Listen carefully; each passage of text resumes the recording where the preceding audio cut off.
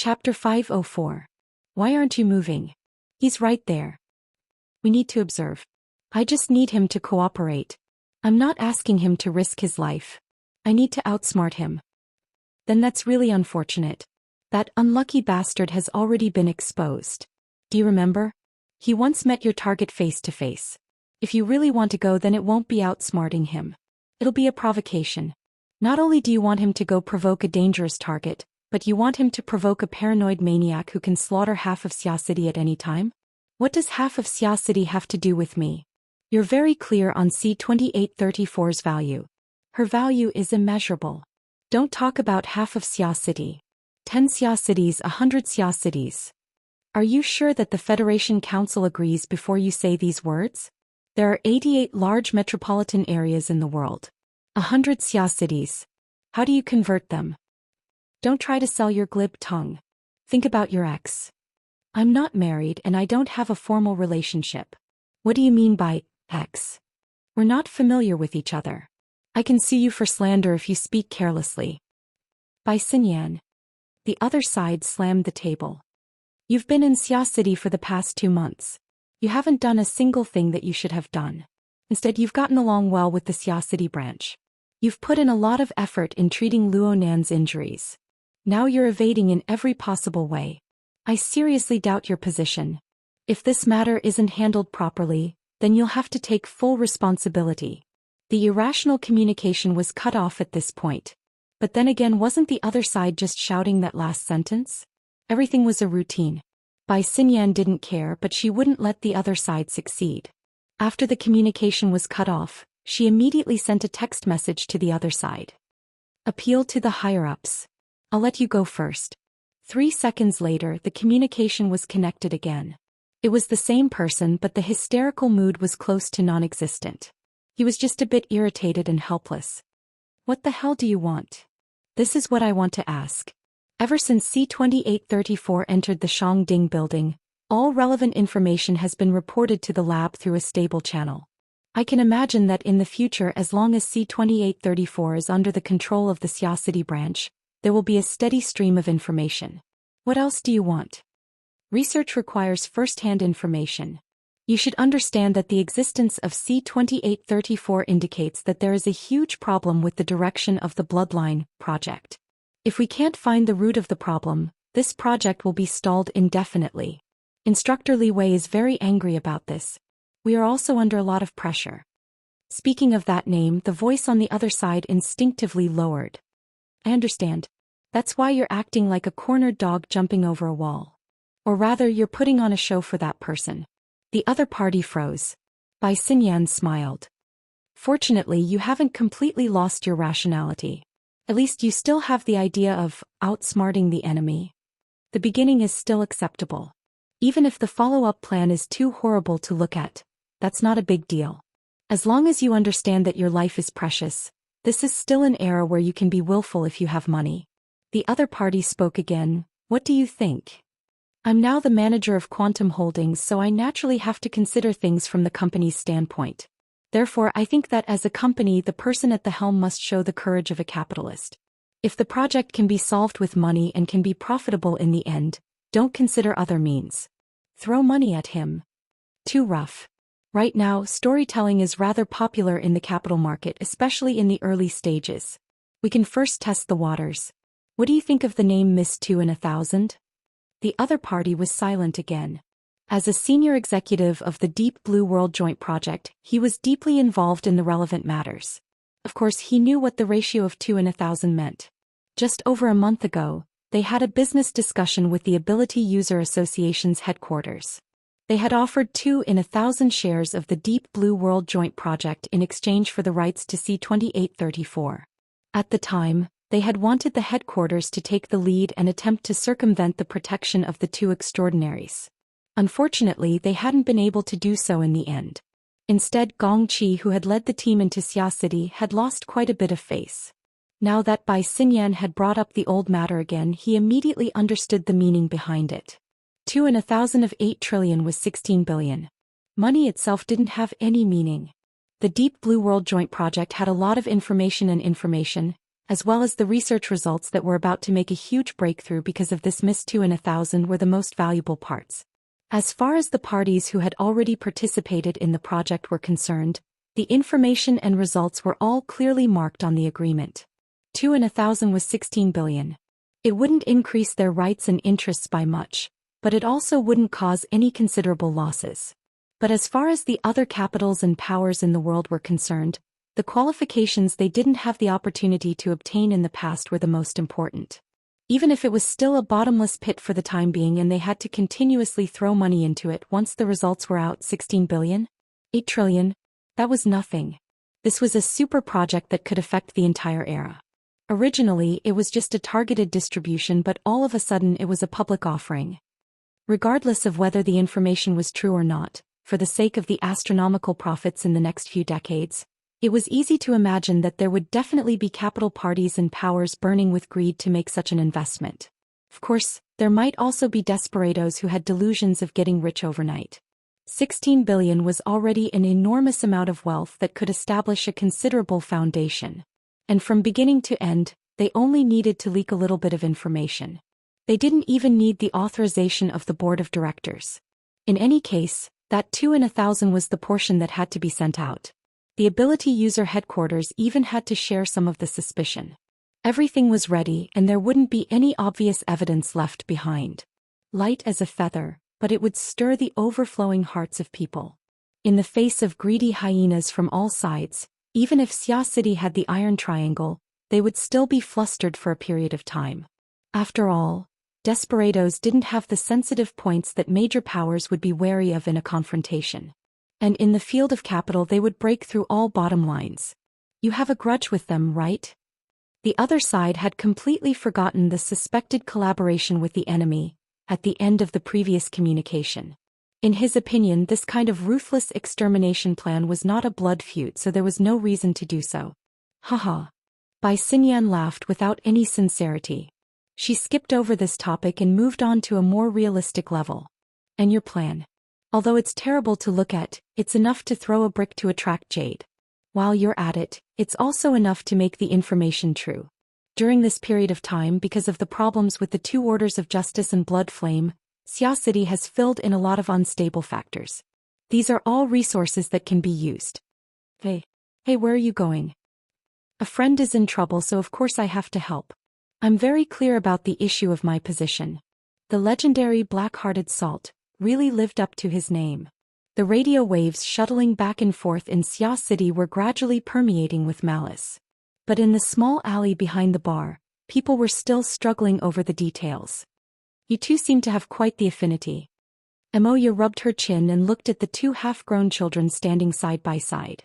She had a lot of doubts in her heart, but now was not the time to be calculative. Since you two can get along so well, just bring him home. Let's ask Dad to help and see if he can figure out the child's identity. As a high-ranking employee of the SCA, Mo Haiheng did indeed have the ability to do so. However, Emoya said it so casually that Hai Jing also had a headache. It wasn't that he didn't have sympathy, but for a normal person, wasn't it the best choice to let the police handle it? The young police officer who sent the police on the other side also had a headache. If we can't find any information, this child is most likely an illegal resident. The voice behind him became softer. He also felt that Hai Jing was the only reliable one in this group of people, so he discussed with him. I suspect that this child may be a wilderness vagrant.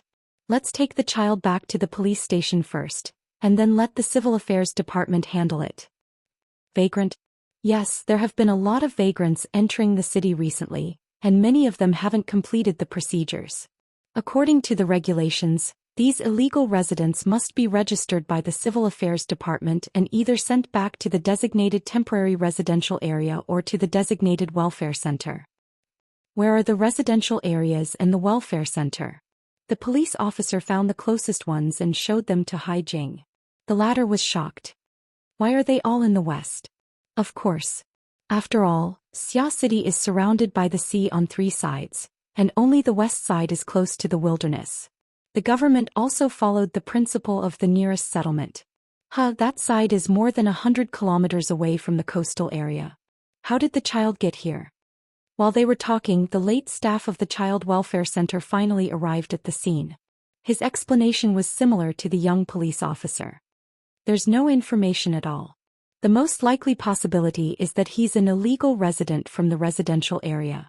Now there are two choices. Either his relatives in the residential area claim him, or he'll be temporarily taken in by the welfare center and wait for the charity to adopt him. The child welfare center that Hai Jing notified was a government department under the SCA. The person who came was a civil servant and he looked quite capable. He used his wristband to take a picture of Ruiwen and said, "We need to complete the information here, but it's too late today. Let's find a place to settle down first. Tomorrow. Oh, tomorrow is Sunday. We need to wait until Monday for the relevant procedures to be completed." He operated his wristband. There's an empty bed at the Santa Maria Charity Hall 27 kilometers away. This welfare center isn't close, but it's backed by a hospital. The facilities are more complete, and it's more convenient to collect information. Emoya and Hai Jing glanced at each other. It seemed that this was a good way to handle things. Just then Luonan raised his hand. "How about this? I'll stay with her at the welfare center for one night. When that time came, the branch should be able to prepare the relevant information. Setting up the identity of a vagrant and appointing an adoptive family was a good background." The staff of the welfare center furrowed his brows. We're the informants. The older sister had to bear the burden of her younger brother's willfulness, and this was a good thing. Emoya roughly communicated, but the staff of the welfare center shook his head. "That's not necessary. We have professionals looking after her. Do you think she'll be obedient if I don't accompany her?" Luonan was still holding onto Ruiwen's wrist. He didn't let go for even a moment. Emoya turned her head and suddenly realized that something was wrong. The police stepped forward and reported the situation to the staff of the welfare center. The staff of the welfare center had a serious expression when they learned of the situation. "Everyone, this isn't just a matter of charity. It also involves the basic collection of information in today's society, the placement of vagrants, and a series of other technical issues. We will be responsible for the vulnerable, but we also need to be responsible for the SCA and the relevant social order at the same time." So, the staff of the welfare center paused and a stiff smile appeared on his face. "You can follow. We welcome the public to supervise our work, but please don't interfere with the normal procedures." The matter was barely resolved now that it had reached this point. The young police officer finished recording the incident and left. Luonan's group, along with Emoya and Hai Jing, followed the vehicle of the welfare center to the Santa Maria Charity Hall. Since the nanny van had already left, Luonan made arrangements. "Me, Ruiwen, sis, brother Hai Jing will all sit in the same van. Brother Qin can sit in the front. The back of the van is spacious. The four of us can still fit in." There were no problems with his arrangement, but Emoya cast a subtle glance at him. "Ruiwen, you know each other?" "I just asked. You didn't hear me when you were talking to the police." Emoya narrowed her eyes, but she didn't say anything. The group of people got on the van and they followed the vehicle of the welfare center. Ruiwen sat by the window. She was looking out the window at the direction where ink was flapping its wings. "It'll be fine. It'll definitely follow." Luonan knew what she was thinking and hurried to comfort her. During this time, the feedback of the closed system continued to affect Ink's body. Aside from the enlargement of its body, the bald crow's strength, agility, endurance, and other hard indicators all increased. Its flying speed was at least twice that of its peers. It could even be compared with some falcons. Ruiwen didn't respond, but Luonan understood that she already knew. From Ruiwen's perspective, Ink and Luonan were her main focus. It was enough for her to pay attention to them for the time being. But from Luonan's perspective, the things he had to worry about had begun to rapidly expand from the moment he held Ruiwen's arm. Many of them involved areas he had never touched before. This was undoubtedly an enormous challenge. But Luonan wasn't afraid. He had Ruiwen by his side and she had placed her trust in him. The illusory courage and sense of responsibility in his heart was hammering into reality bit by bit. He had to do something and he was already doing it. A thin layer of sweat seeped out of his body. This was a natural reaction after consuming energy. And right now, the rate at which his soul strength increased was rapidly slowing down. Even his reserve water level was dropping. Outside the window, the freezing rain grew denser and denser. It was mixed with fine ice shards that hit the van with rustling sounds. A gap had already opened up in a corner of the void within this icy curtain of rain. An invisible soul cloak was wantonly expanding in this area where water molecules were rich. It was heading east. It had already plunged into the domain of the ocean. It was heading west at a speed far beyond the reach of vehicles. It covered Linhai, Lilon, Nade, East City, South City, Zhongshu, and the other 6 or 7 administrative districts of Xia City.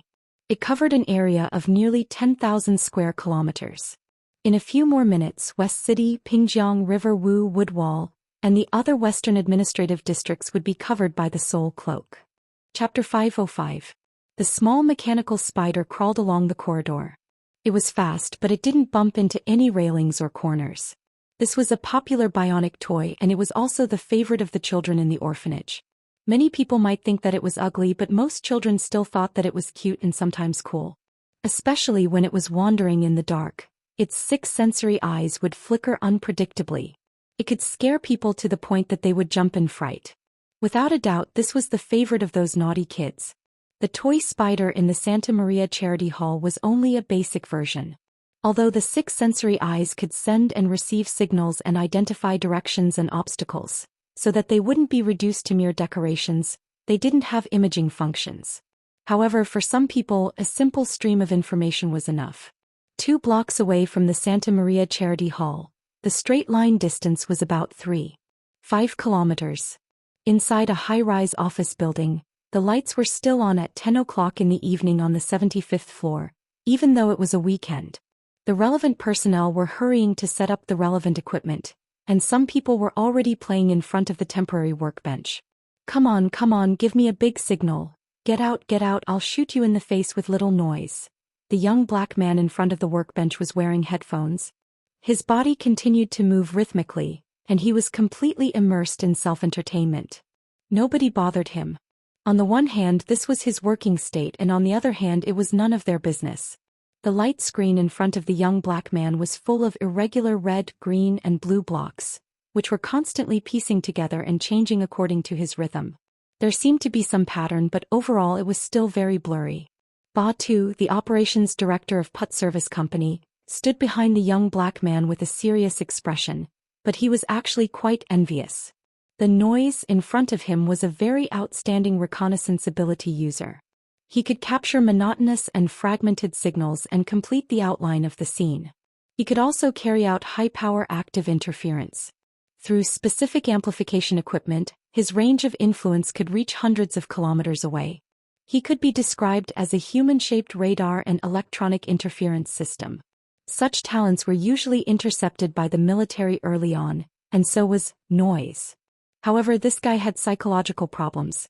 He claimed that he was big and couldn't control his crotch, so he should have been shot if he committed a crime in the military. However, he was taken out by a certain powerhouse and joined the powerhouse's team, continuing to cause trouble outside. Tonight was a joint operation between Put Service Company and that powerhouse team. According to the accurate information obtained from both sides' channels, the current temporary resident of the Santa Maria Charity Hall, the girl named Ruiwen, already had a net worth as high as 16 billion. Moreover, it was a discount from the shares of the Deep Blue World joint project. Whether the information was true or not, it would be up to his superiors to judge. As for how to interpret the value of the information, there was no need to go into detail. The most realistic situation was that every power would swarm over as the news spread. They must seize it as soon as possible. The branch in Xia City would also respond quickly. It was hard to say what would happen next. But tonight, because Ruiwen had entered the secular world, she was placed in this charity hall. She was temporarily separated from the core protective network of the Xia City branch. Without a doubt, this was their best and last chance. Put Service Company was a medium-sized assassination service provider. It couldn't be considered to be at the top of the industry. Noise's metal hunting group was an extraordinary business, but there was still a considerable disparity when compared to the standards of the Xia City branch. Even if both sides joined forces, they still didn't possess the strength to directly confront Ouyang Chen and Her Majesty Empress Wu, too extraordinary. They could only catch them off guard by surprise. Of course, they also needed to have sufficient methods of shifting the blame. Only then could they guarantee that they would be able to escape unscathed regardless of the mission's success or failure. Batu could roughly guess the inside of the powerhouse behind the metal hunting group. Aside from the standard of strength, Put Service Company was chosen because they had a ready-made network and team in Xia City. They also valued their mercenary channels that covered every major city in East Asia and the vagrant tribes of the wilderness. They also valued their superclass shifting skills. It just so happened that Xia City had recently accepted several vagrant tribes. Dragons and snakes were mixed in them. There were a lot of desperados who were experts in their studies. Just as Batu was thinking about how to deal with the aftermath, someone walked into the workshop. The 2-meter-tall and sturdy body was very conspicuous. It was like the sound of metal plates rubbing against each other. There was a powerful oppressive force. "You still haven't released the map?" "Mr. Gang Xiong." Batu greeted him. His gaze swept past the man's shoulder and neck structure, and he saw that Noise was jumping high and did not respond, so he said on his behalf, "It's raining now. The disturbance is probably not small." The person who came was the third in command of the metal hunting group, Throat Splitter Gang Xiong.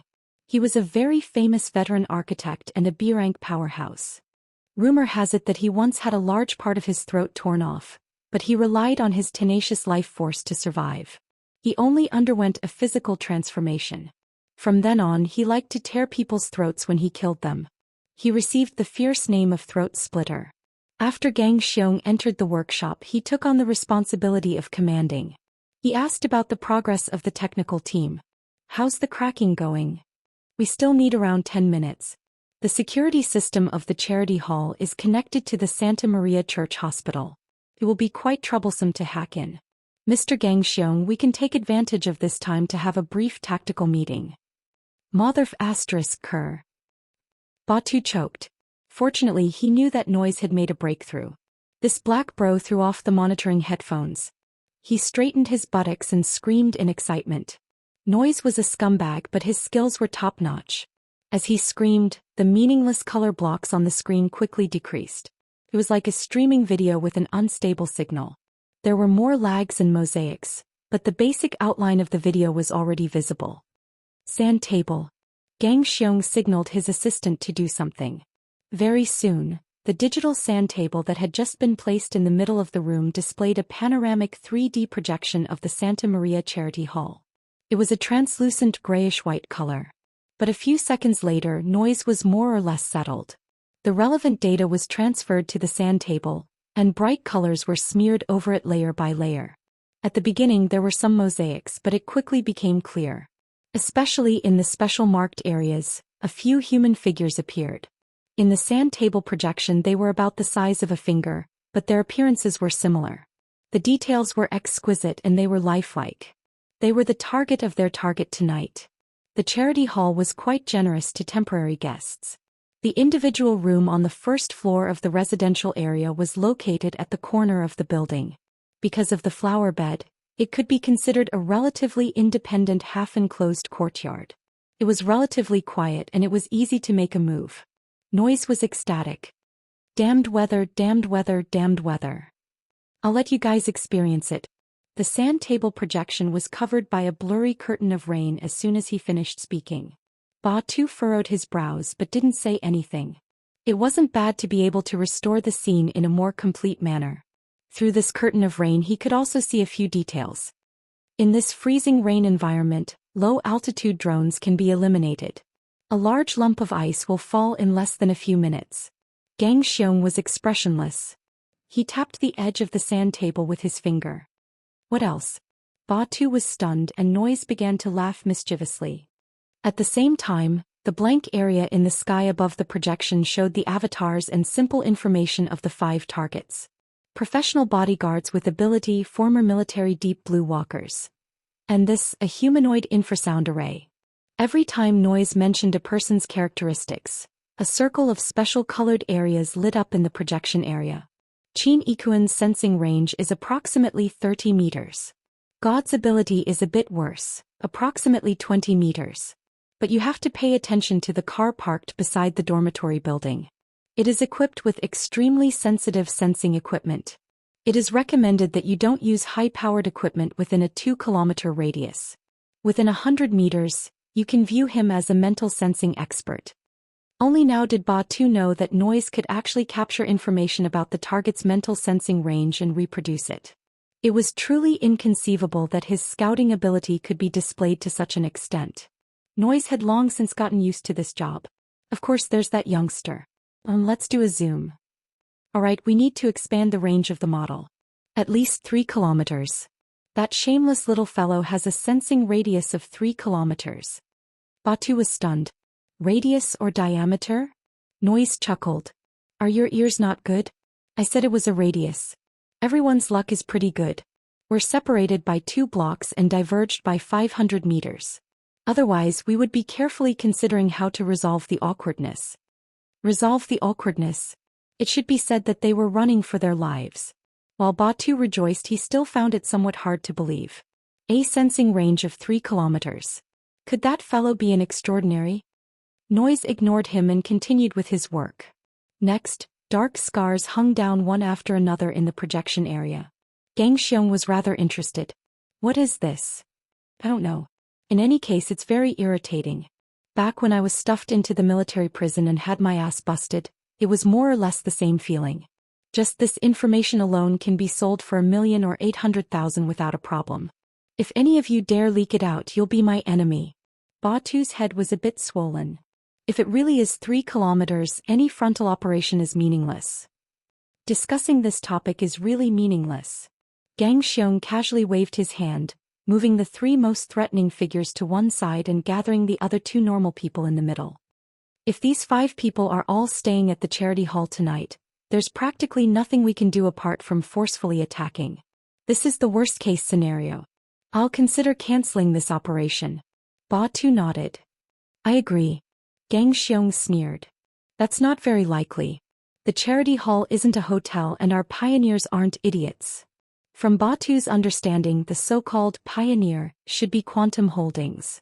According to the intelligence channels of the 2 partners, Luo Nan's group arriving at the Santa Maria Charity Hall had traces of Quantum Corporation's operations. Perhaps the other side also wanted to catch them off guard. Xianxia didn't care. We're only considering the latter scenario. This woman and her manager will leave. Maybe they'll give her a bodyguard. Maybe they won't. But no matter what, we're keeping an eye on her. A diversion? Don't speak nonsense. Xianxia swept his ice-cold gaze over. You must have forgotten this. His finger pointed at the core position marked on the sand table. Our target is this Ruiwen. She's also someone who dealt with Quantum Corporation's Deep Blue Walker Squad. It's said that her close combat abilities are extremely strong. Do you want to verify it? Xianxia waved his hand without waiting for Batu to respond. If we really touch her, our plan will pretty much be finished. So we're only considering her. Xianxia flicked his finger, forming fine ripples on the projected virtual interface. It doesn't matter how many people leave. We only want her. Get rid of the bodyguard and send the manager's head back. Also, Noise, it's time for you to show off. We need to record an additional video. Is it the kind I like the most? Noise's wide mouth opened, revealing white teeth and a purple tongue. Together with the light and shadow on the sand table, it formed a strange image.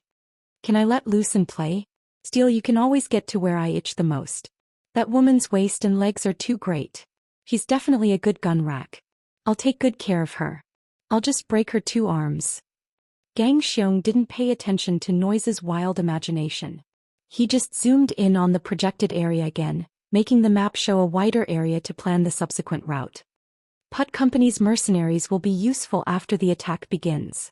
Stop them on the spot and delay the other side's rescue speed. It'll also give him time to watch the video. I hope you've made sufficient preparations. We've prepared 4 teams and we've also prepared a wonderful disturbance.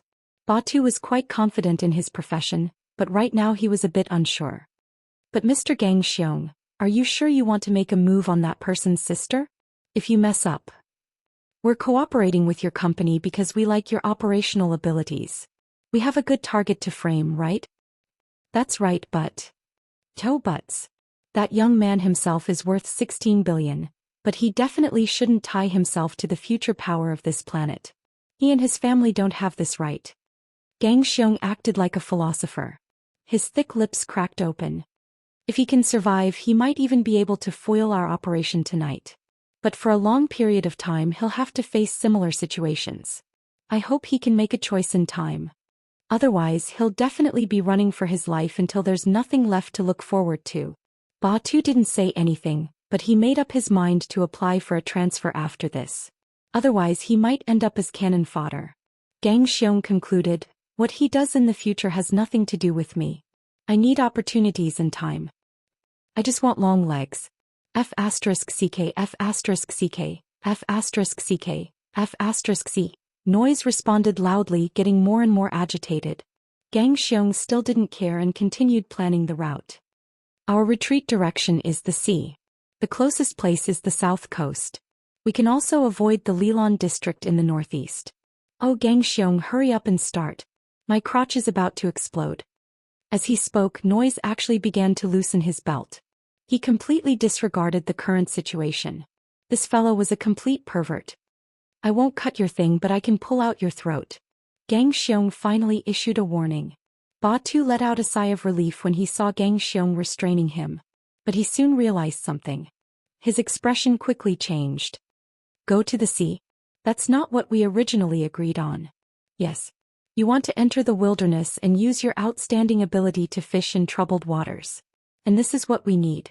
But if we head there directly, we need to traverse the entire city of Xia City. With the coverage of the psychic wave network, I don't think we have this opportunity. The sea is completely unobstructed. We can first enter the sea and then circle around the defensive line of the coastal defense forces. We can land ashore and cut into the interior from Mahjong. Although we'll take a long detour, we'll be able to catch many people off guard. Gang Xiong moved the core of the projection back to the charity hall. Before that, don't forget. Before we reach the sea, all we have are hostages and bargaining chips. The most important thing is how to get our hands on the target. Our boss is waiting in the open sea. Mr. Jin Tong. Ba Tu subconsciously felt a bit of reverence when he heard news of extraordinaries. Gang Xiong was even calmer. Boss Jin is coming from the sea. Of course we have to go to the sea. Otherwise, do you really think that Ouyang Qin and the martial monarch are watchdogs and ant queens? You won't take them out of their nest? Ba Tu was stunned for a few seconds before saying, of course it's great to have Mr. Jin Tong holding the line. But I'll have to talk to the higher-ups about the direction. Gang Xiong waved his hand. Do as you wish, but don't waste time. Ba Tu walked out with a gloomy face. He heard noises clamor behind him. How many times do you think I should fire? 70, 80, or 90 times. You believe I can do it, right? Shut up. No. You can't handle my enthusiasm. A muffled explosion seemed to ring out in the room. The voice came to a screeching halt. Ba Tu rejoiced that Gang Xiong had finally taken precautions. When he closed the door, he turned his head to look, but he saw Noise's mouth open. Noise's hands were hanging down and the waistband of his pants fell to the ground, revealing the toy inside. It was truly an eyesore. But the important thing now was that dark red liquid was surging out of Noise's mouth. His eyes, nostrils, and ears were all the same. Enemy attack, long-range sniper. This was Ba Tu's first reaction. He instantly fell to the ground and at the same time he exerted force in his legs and moved backwards. He even pulled the door and closed it, blocking the sniper's line of sight. His reaction could not be said to be slow. But at this moment, blazing red light shot out, filling the room in an instant, blasting the closed outer door into pieces. Ba Tu also saw that the color of the projection area was already completely covered in blood red, and the corresponding outline was rapidly becoming blurry. But in that patch of blood red light, there was clearly a shadow that looked like a mix of a spider and a human. It was ugly and malevolent, as if a nightmare had leapt into reality. Facing this demonic shadow, Ba Tu actually did not know whether the red light came from the projection or from the void. He only saw Gang Xiong take a defensive stance. His body shone with a metallic luster as he roared and retreated. At this moment, Ba Tu had already smashed open the door of the opposite room and slid in. But in just 1/100th of a second, the red light had already covered him. The most terrible thing was that the energy of this red light did not rush outwards, but was pulling in the opposite direction.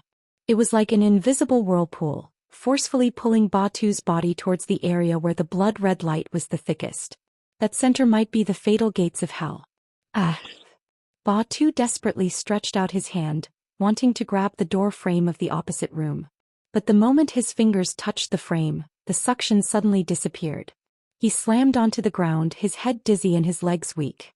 He subconsciously turned around to take a look. The destruction of the equipment in the room was expected, but the destructive power was not as great as he had imagined. In front of the sand table, Gang Xiong stood with his back facing the door. He did not move, but his body seemed to be trembling non-stop. "Mr. Gang Xiong?" Batu asked in a probing manner. Before he finished speaking, he saw Gang Xiong's enormous body instantly bend and twist. His muscles and bones shrunk into a ball amidst the fine tearing sounds. Then it suddenly stretched, collapsed and shattered. The same fate also included those operatives on the ground. An invisible force field covered the entire room, leading everything, but Batu would rather believe that it was a demonic plate of flesh and blood that came from hell. The tearing sound that made one's teeth ache finally turned into a muffled explosion. Blood fog filled the room, and in front of the wantonly smeared colors, Batu's mind was blank. But in his wide-open eyes, a figure was reflected. The blood fog that enveloped his body gradually became clear. Gang Xiong. He knew he called the wrong name without saying it, but Batu still could not help it. Where the blood fog gathered, that person turned around. This was a middle-aged man with an ordinary appearance. Compared to the human-shaped giant bear Gang Xiong, he was much thinner, but his body was also very strong. He was naked, not wearing a single thread of clothing.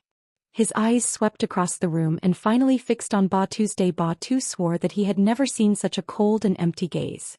Those eyes seemed to be filled with countless layers of black fog and he could never see them clearly. But why did he feel that they were so familiar? Chapter 506. As his body gradually approached the surface of the sea, the light, sound and subtle changes in temperature from the shallow water, as well as the lazily swimming fishes and shrimps, formed a vivid picture. Zhang Yingying's mind seemed to have melted into this shallow sea. Only the white rainbow was still vibrating as if it hadn't had enough. Who? Zhang Yingying's head popped out of the sea and shook her head. Her cheeks touched some fine floating ice. These translucent ice shards floated and sank on the surface of the sea. Just by glancing at them, one could feel the bone-piercing cold. She didn't care about this. She just took a breath of air that she hadn't breathed in for a long time and cold water droplets fell. Compared to the seawater, the freezing rain falling from the sky was even colder.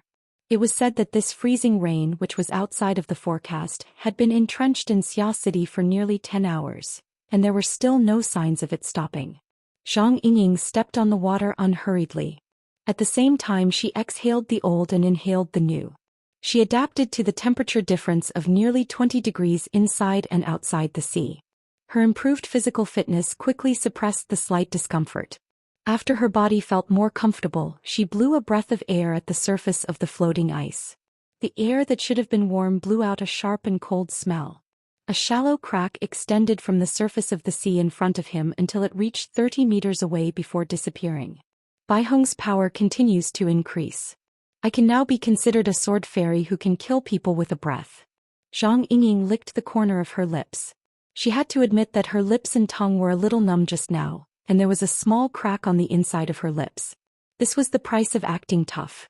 Compared to the rapid advancement of the white rainbow innate skill, the strength of her body was actually unable to keep up. This was a rather bizarre matter. It could be said that his body and soul were out of balance, but it was a bit different. He would have to ask Her Majesty Empress Wu for guidance when he returned.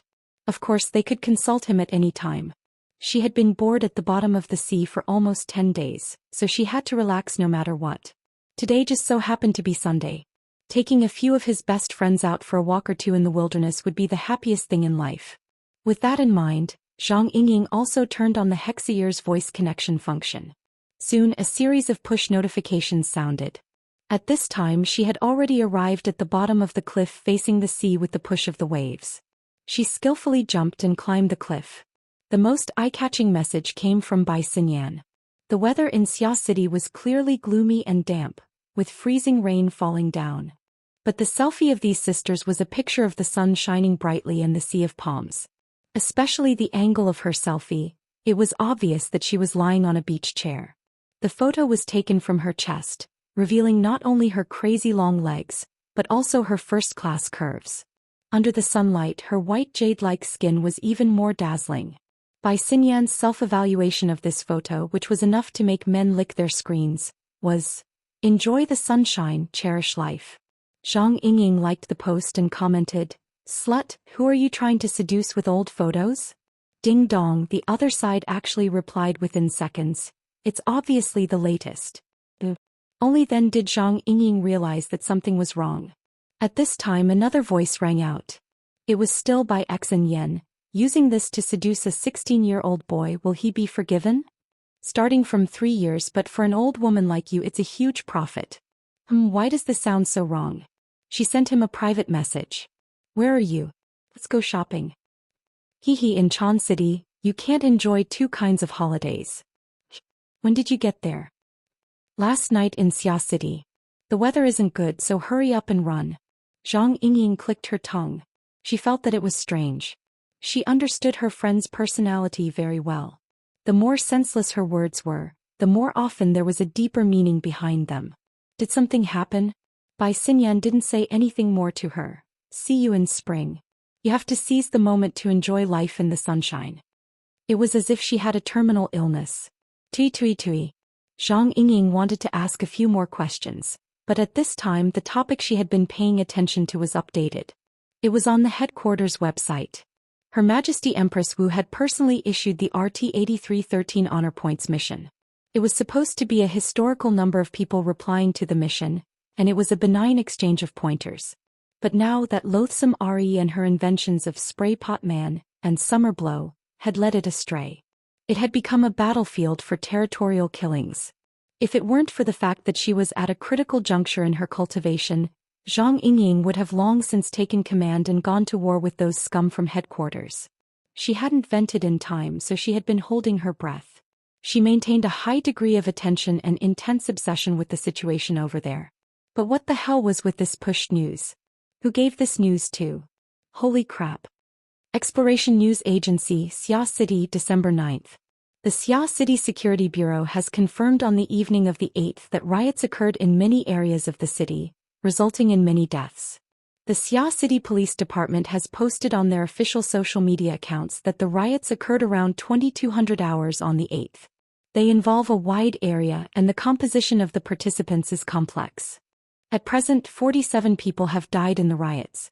Of the 24 administrative districts of Xia City, 12 have already entered a state of emergency. The press release was in a rigid format, but the explosive content made people dumbfounded. Zhang Yingying was like this. She had already climbed to the middle section of the cliff where she was temporarily resting in her little nest. She didn't have the mood to rest after seeing this news. She didn't even change out of her diving suit. She continued to climb and jump. She crossed over 2 layers of road and arrived at the very top of the cliff. It was also the highest point of the surrounding coastline. She climbed high and looked into the distance. She saw small patrol boats shuttling back and forth in the distant sea. She could even faintly see the silhouette of large warships on the surface of the sea even further away. She looked inland. There were very few vehicles on the Huanhai Highway. There were only a few armored vehicles. Could it be that there was a coup? Zhang Yingying subconsciously opened the topic page and unmuted the many discussion groups. Sure enough, whether it was the headquarters intranet or the Xia City Psychic Wave Network, the atmosphere had already exploded. There were far too many and too messy messages. Just RT-8313 alone had several thousand replies in a single night. There were many new memes interspersed within them. At first glance, it seemed as if it had been abandoned by history. Zhang Yingying could only start from the last floor she paid attention to. She climbed up the floors one by one to revise. She also read the news to make up for her lessons. It didn't take long for her to find the most important floor amidst the flood of replies. It was probably due to the excitement that caused his hands to tremble and his tongue to tremble. The speaker left behind a paragraph of confusing logic and subtle meaning. I don't know if it's drooping or not. I only know that Grandma's dripping sword is too terrifying. Her terror in Xia City is multiplied by 2. Fortunately, this message was accompanied by a more realistic video. Combined with the content of the video, it should be nighttime in Xia City. A large number of police cars and related police personnel were parked at the intersection of the streets. They were densely packed, but what was even more eye-catching was a corpse being carried out from the crowd. The person who recorded the video should be an internal member of the police. They even had the opportunity to do a close-up of the corpse's face. At first, the camera didn't capture the main point. It wavered on the corpse's fine armor, body characteristics, and other aspects.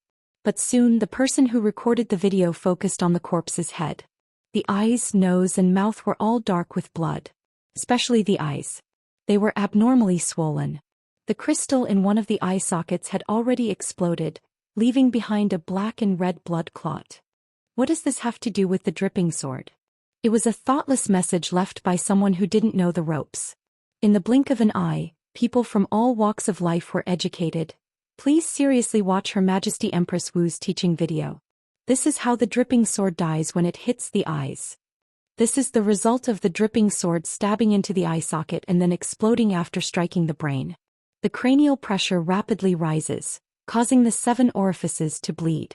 This person's brain is certainly already a lump of paste. There might even be brain juice in the blood flowing out of the 5 orifices.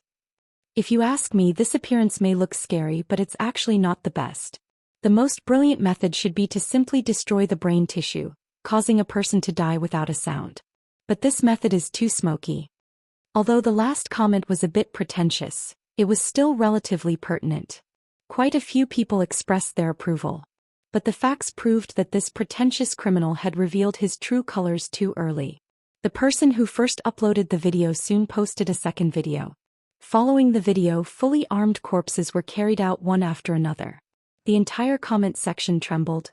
How many people have died in total? From what I can see, there are no less than 15. I looked at it frame by frame. The video shows 17 people.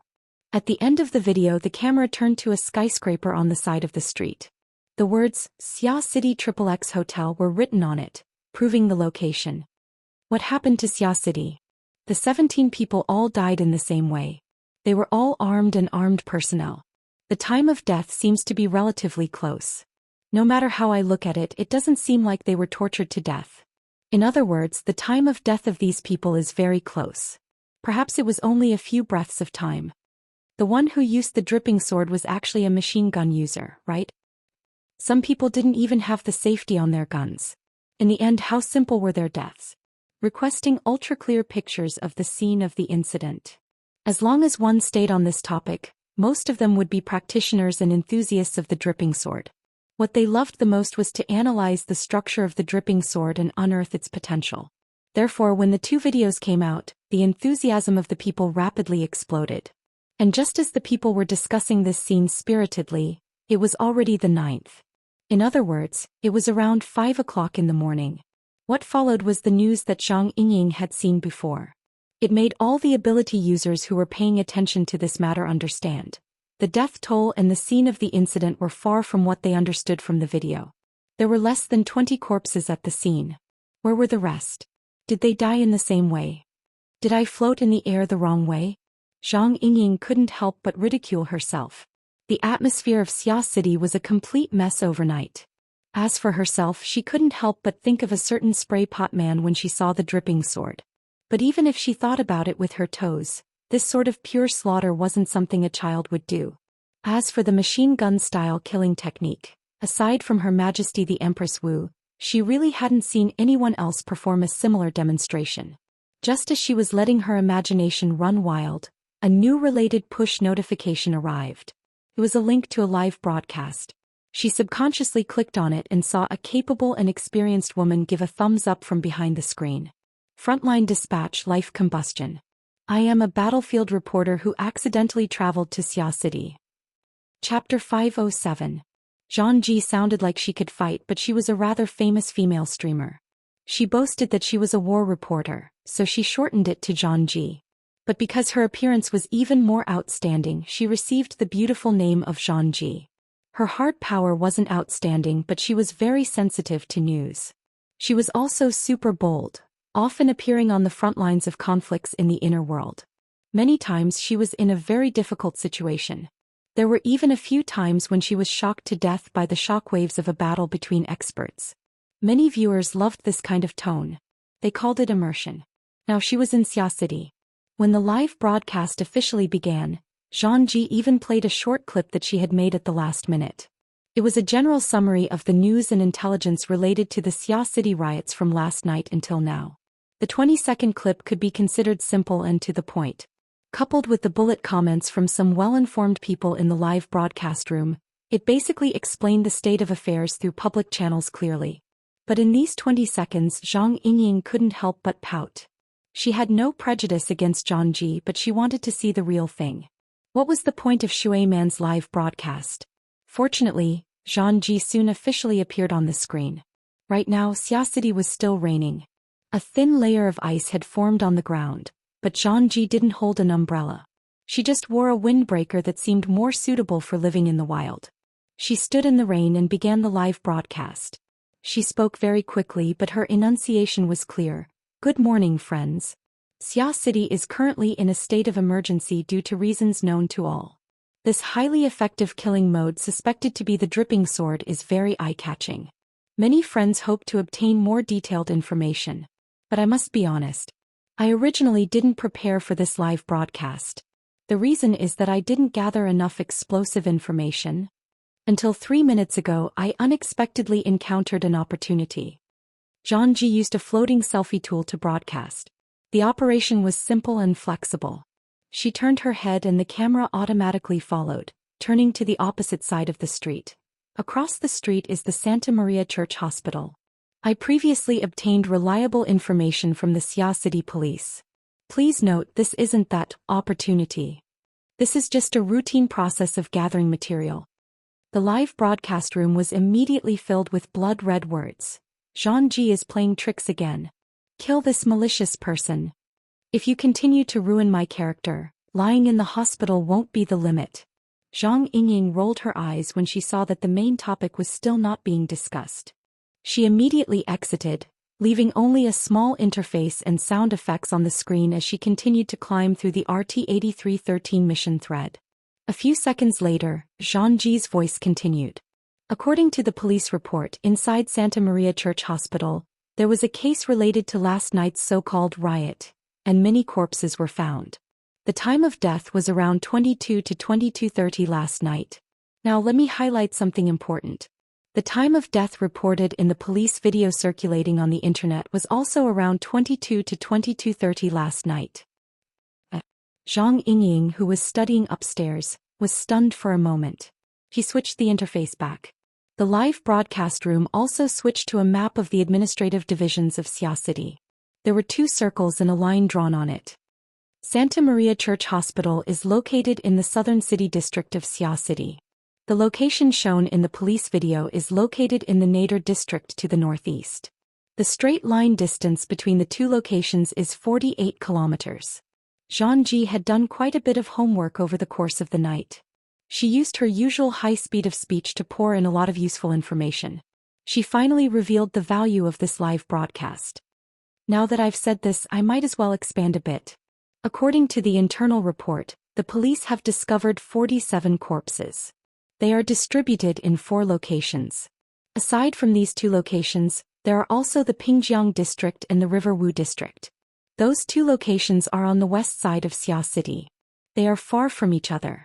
If we draw a one-way route and pass through these 4 locations, the distance will reach 149 kilometers.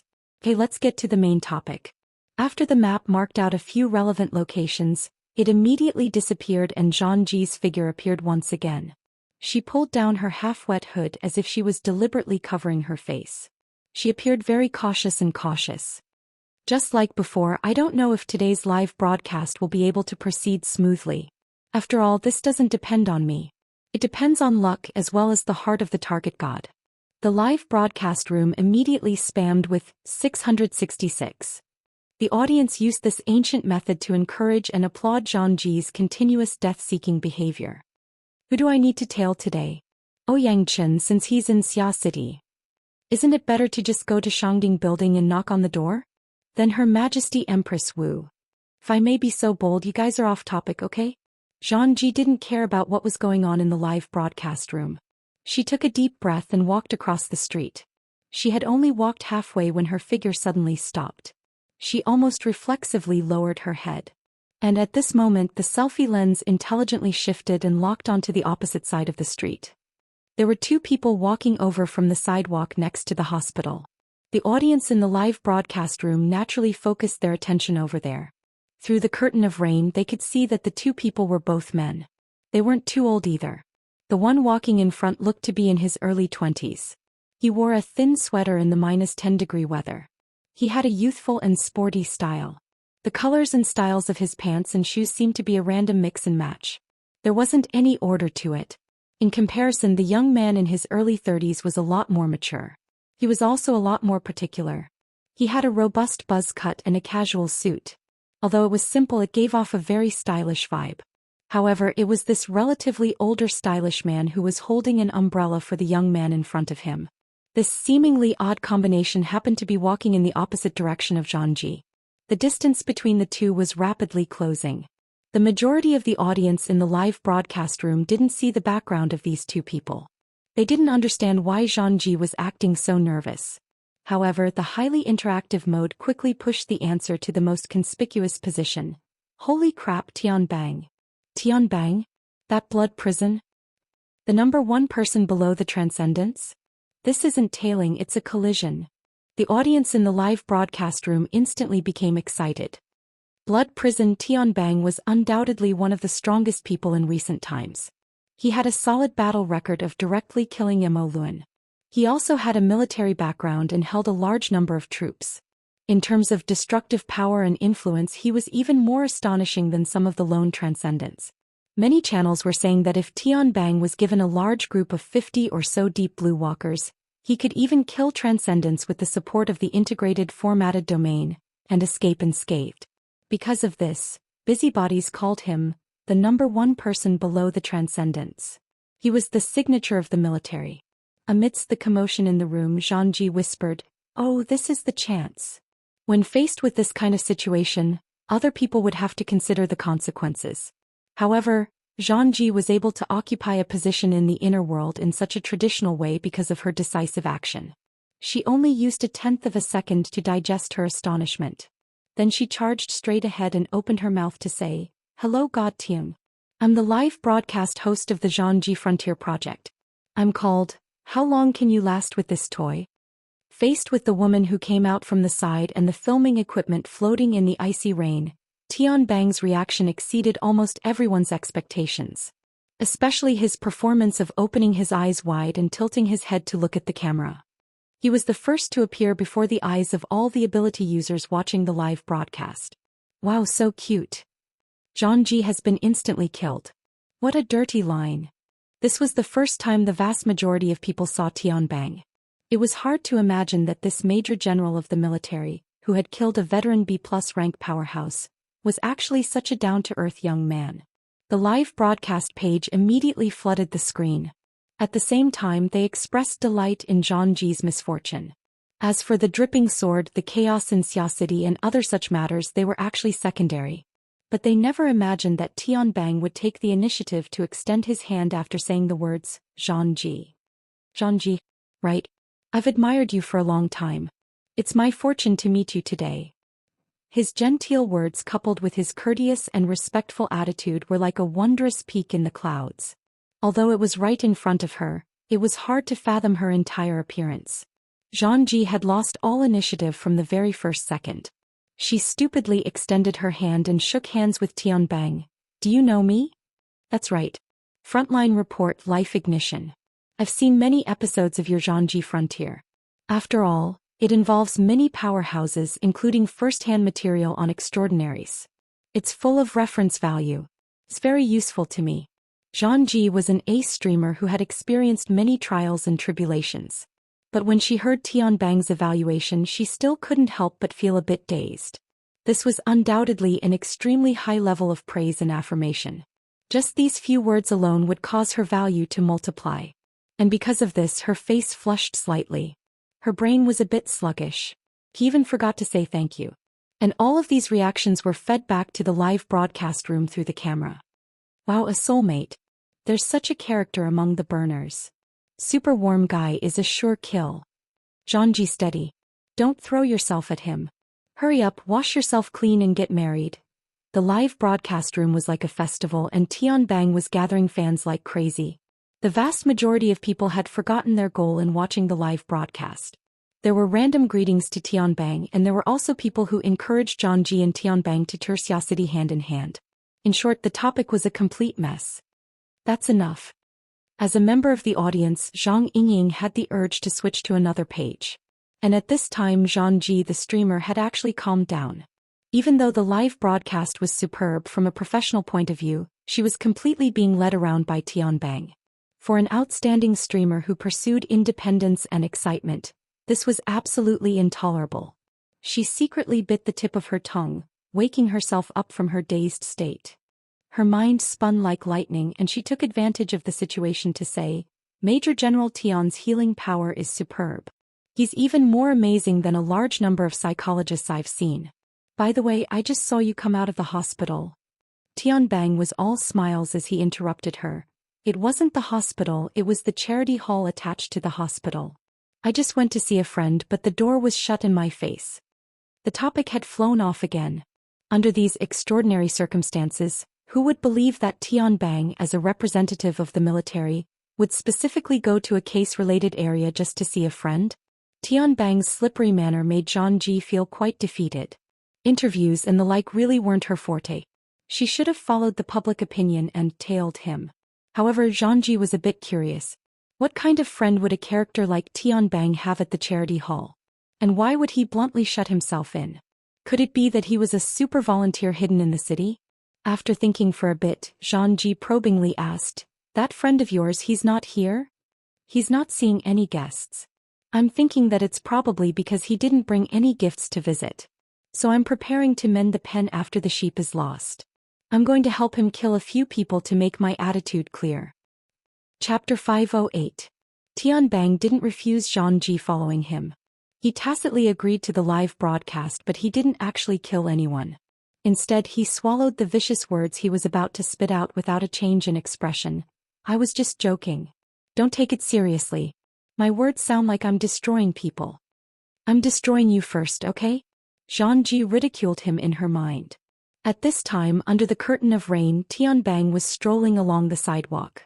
The man with the buzz cut beside him seemed to be a subordinate officer called Zhu Ling. He was meticulously holding an umbrella for Tianbang. God, hurry up and get things on the right track. Xianxia tightened her jacket. She felt the freezing rain grow colder and more bone-piercing. But she couldn't let go of this opportunity. After a few steps, she finally asked a question she had been suppressing in her heart for a long time. Major General Tian, what do you think of the riot in Xia City last night? From a professional point of view, can you give us your opinion on that killing method that seems like the dripping sword? Tianbang laughed and shook his head. Xianxia, we're familiar with each other, right? This again. Xianxia didn't want to beat around the bush but she had no ability to refuse Tianbang's seemingly polite but actually forceful approach. Yes. Then I'll be impolite and correct a mistake. You said last night's riot in Xia City. That's incorrect. Huh? Xianxia blinked. Are you saying that the riot is still going on? I'm saying that as long as the Xia City government hasn't lifted the state of emergency, the riot will continue. Even if it doesn't erupt for a while, the seeds of an eruption will be planted at any time. Everyone should have faith in the judgment of the government, right? It sounded reasonable but it didn't feel right. Tianbang faced the camera and seemed to be very cooperative with the live broadcast. Currently, Xia City has tightened entry procedures. Quite a number of people will be denied entry to the city. It's very likely that everyone will make a wasted trip. It's fine if it's a wasted trip, but you might even lose your life. That's not worth it. So it's best to be cautious if you want to travel, visit friends, or do business in Xia City.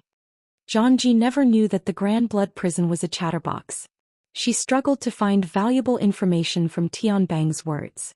But before she could ask, Tianbang took the initiative to change the topic. Oh right, you said the Dripping Sword massacre in Nade district last night. Has it spread to the entire world? He looked at the camera innocently. However, the live stream viewers who had been led around in circles were no longer buying it. Continue acting. Stop acting cute. He's a big shot in the military, he doesn't know. Hee. If he doesn't know the inside story, I'll cut off his head and feed it to Zhang as a chamber pot. Zhang rejected the human head chamber pot. She carefully tried to maintain the direction of the conversation. There are at least tens of thousands of replies to the RT-8313 mission post about the dripping sword technique. I think this matter has already spread throughout the Wilderness Explorers Association. Tianbang shook his head and sighed. R8313, how nostalgic. Back then I was also a pure-hearted youth who fawned on Her Majesty Wu Huang. Because of the nature of my ability, my dripping sword technique was very ordinary, but I had some experience with the heart-burning blade. Here he comes again.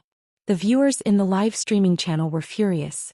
The passerby fans who had just formed a circle were instantly blackened. We've circled around to the burning heart blade. Are you bragging? Ah, Zhang, don't give him another chance. Uncle Police, hurry up and drag this chatterbox away. Someone shouldn't be called Tianbang. Call him Tianquan. Sure enough, eating too many donuts is bad for your health. The live streaming channel was flooded with donuts in an instant. Zhang felt that she had already lost control of the live streaming channel. Fine, she had never been the type of streamer who had strong control. Her most outstanding ability was still courting death. She clenched her teeth when faced with the slippery Tianbang. She directly courted death. Major General Tian, you specifically mentioned Her Majesty Wu Huang.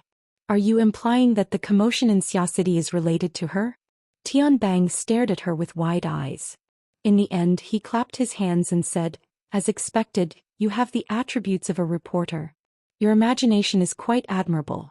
Why don't you explain it in depth?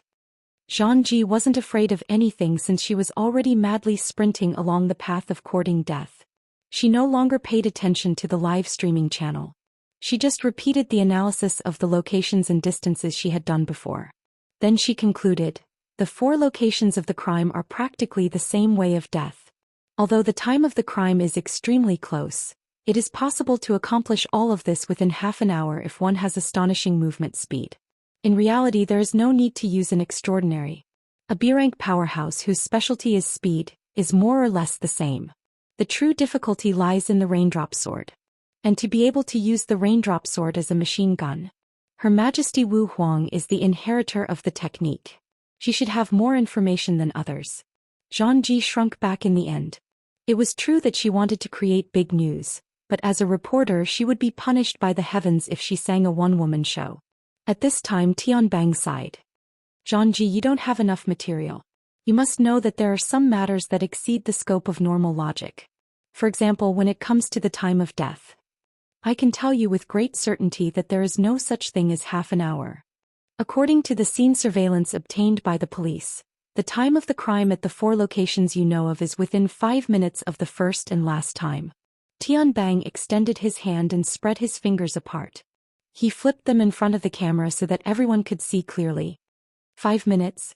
Also, the crime locations aren't limited to the 4 locations you know of. There is an even more exciting one nearby. Zhang and I will take everyone there to experience it.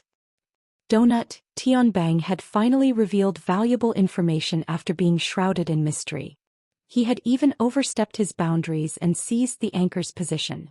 There was no doubt that the continuous news had a considerable impact on the logic of the live broadcast participants. Zhang Yingying, who had been paying attention to the live broadcast, entered the office's work group and sent 2 rows of dumbfounded emojis. Of course, she didn't forget to send the live broadcast link. Did Her Majesty really make a move? Why do I feel like it makes sense? Yingying, why are you putting the blame on Her Majesty? It doesn't matter if it's Her Majesty or not. I think it's more appropriate to ask Boss Luo what he means. I seem to have exposed something. Sure enough, there are people who think so, right? Children who tell the truth deserve a spanking. So I'm not the only one who thinks so? More than one person plus one. More than one person plus 2. Cowards who don't dare to tell the truth are shivering in the corner. 10 days of seclusion had indeed been abandoned by the world. Zhang Yingying was full of question marks. Finally, she couldn't help but send a message in the group. Boss Luo? Luonan? What's up with him? Soon, a large amount of information poured out from the work group. Zhang Yingying only glanced at it twice before she sunk in. The strong wind and freezing rain fell from the high cliff, hitting her face with a slight pain. She didn't pay attention to it. It was during this process that her expression gradually darkened. 2 minutes later, Zhang Yingying gave Bai Xinyan a call. However, the friend she had just been interacting with for fun not too long ago had completely disappeared. Some time later, Tianbang and Zhang Ji crossed 2 street blocks and arrived at the rumored crime scene. This place had indeed been placed under layers of police surveillance. There were no other people in the enormous office building aside from police personnel. With Tianbang there, the group entered the office building without a hitch. However, Zhang Ji still put on a serious expression for the sake of avoiding trouble. She did her best to match the military style of Tianbang and Bai Xinyan, even though Tianbang himself didn't have such a temperament to speak of. The crime scene was located on the 75th floor of the office building. There were already police personnel standing guard on this floor when the three arrived, but there weren't many relevant technicians. The investigation work had yet to officially begin. Zhang Ji had just stepped out of the elevator when she suddenly saw a corpse lying on its back in the corridor. The time of the crime at this scene? As you think. It's pretty much the same as other places. It's been almost 10 hours. Isn't the scene preserved a little too well? Because the police really did just get the news. Got the news. Tianbang faintly smiled. He led Zhang Ji around the corpse and into the studio of the first crime scene. The room was a mess, but it basically maintained the same appearance as last night. It wasn't damaged. There were some splashes of blood on the floor and the workbench, but there were no other corpses. Since Tianbang was cooperating, Zhang Ji didn't hold back. She quickly recorded the surrounding situation and even gave the corpse a close-up shot. The people in the live broadcast room were all ability users. They had a high tolerance for corpses, but they were a bit more curious. Who knows this person? Why did Tianbang come personally? Passerby. I've never seen him before. Xia City has come out to receive guests. Has anyone seen him before? Zhang Ji, reach out and check the rigidity of the corpse and the livor mortis. This wasn't the first time Zhang Ji had done something like this. She turned to look at Tianbang. Can I? If Tianbang agreed, she would make her move. However, Tianbang sent her a smile. There's no need to go through so much trouble. I still have basic information. He turned his head and the buzz-cut man Zhu Ling reported the relevant information. Ba Tuesday, head of Put Service Company's Xia City branch operation. Ability level C+. This person died at 22:13 on the evening of the 8th. From the information provided by Put Service, the company's partners, subordinate operation teams and mercenaries also died and went missing at the same time. A total of 42 people. Zhang Ji was stunned when she heard this number. She immediately sucked in a breath of cold air. Have these people entered the official statistics? They haven't. But this place is very close to the Santa Maria Church Hospital. The people who died there are 2 different groups from Put Service Company. The people in the hospital are members of another company's operation team. In fact, the Santa Maria Church Hospital itself is indirectly controlled by that company to handle some special affairs. It's a pity that the core members were all wiped out last night. Tianbang waved his hand. The hospital probably can't continue operating now. There's still a lot to be done. The live broadcast finally entered a virtuous cycle with the continuous explosion of explosive news. 666666. I think I'm seeing the faces of Xia City's officials who have nothing left to live for. 47 plus 42 is equal to 99. One more and they'll be slaughtering 100 people. The first 10 died early. You'll help kill the other 10? Even so, it's still extremely fierce. Just which great god is it?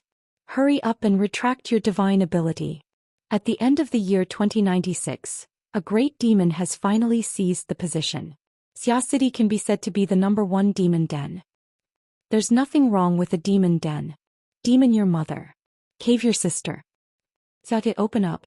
You blind bastard. Didn't you see Donut just say a bunch of operation teams and operation teams? Also, Put Service Company is a professional assassin and mercenary service. They have a bunch of F*King armed personnel. They clearly want to stir up trouble. In the blink of an eye, the live broadcast room turned into a killing field. After Zhang Ji recovered from her initial astonishment, she keenly grasped a few sensitive points. How can Batu's time of death be accurate down to the minute? It's not a problem to be accurate down to the second. There's surveillance. There was nothing wrong with Tianbang's answer. He even had Zhu Ling show it to Zhangji. Thus, Zhangji watched the entire process of Ba Tu dodging, sucking back, struggling, and finally lying on his back like a corpse from the surveillance video. The surveillance video showed that it was indeed 22:13 last night. But, where's the person who did it? There's only a portion of the surveillance video in the hallway. That person never walked out. This style of doing things was truly too hateful. Zhangji calmed herself down. Her gaze and the camera turned back to Ba Tu's corpse. Whether it was her or some of the viewers in the live broadcast room, they all discovered one thing. Ba Tu's death wasn't due to his eyeballs and brain exploding. This person's heart had collapsed. But for the 32 mercenaries downstairs and the surrounding streets, the cause of death is definitely the dripping sword. Zhangji was startled. That's 33. There's still 9? Nominally they're missing. But, Tianbang extended his hand and circled around. They're all here. The DNA of 9 people was tested in the bloodstains in the room. Basically, it can be explained that their corpses didn't exist. All that's left is this. He bent down to pick up a twisted metal structure on the ground and casually tossed it. It was unknown who took the lead in the live broadcast room, but a series of dumbfounded emojis appeared. No other words were said. Zhangji asked, "What do you mean by no corpses exist? Is that they were swallowed by something? Oh, a mutant?" Tianbang gave her a thumbs up. "Your imagination is rich and reasonable. I actually hope that's the case. At least there will be less trouble." However, this twisted steel throat should have come from the metal hunting group's gang Xiong.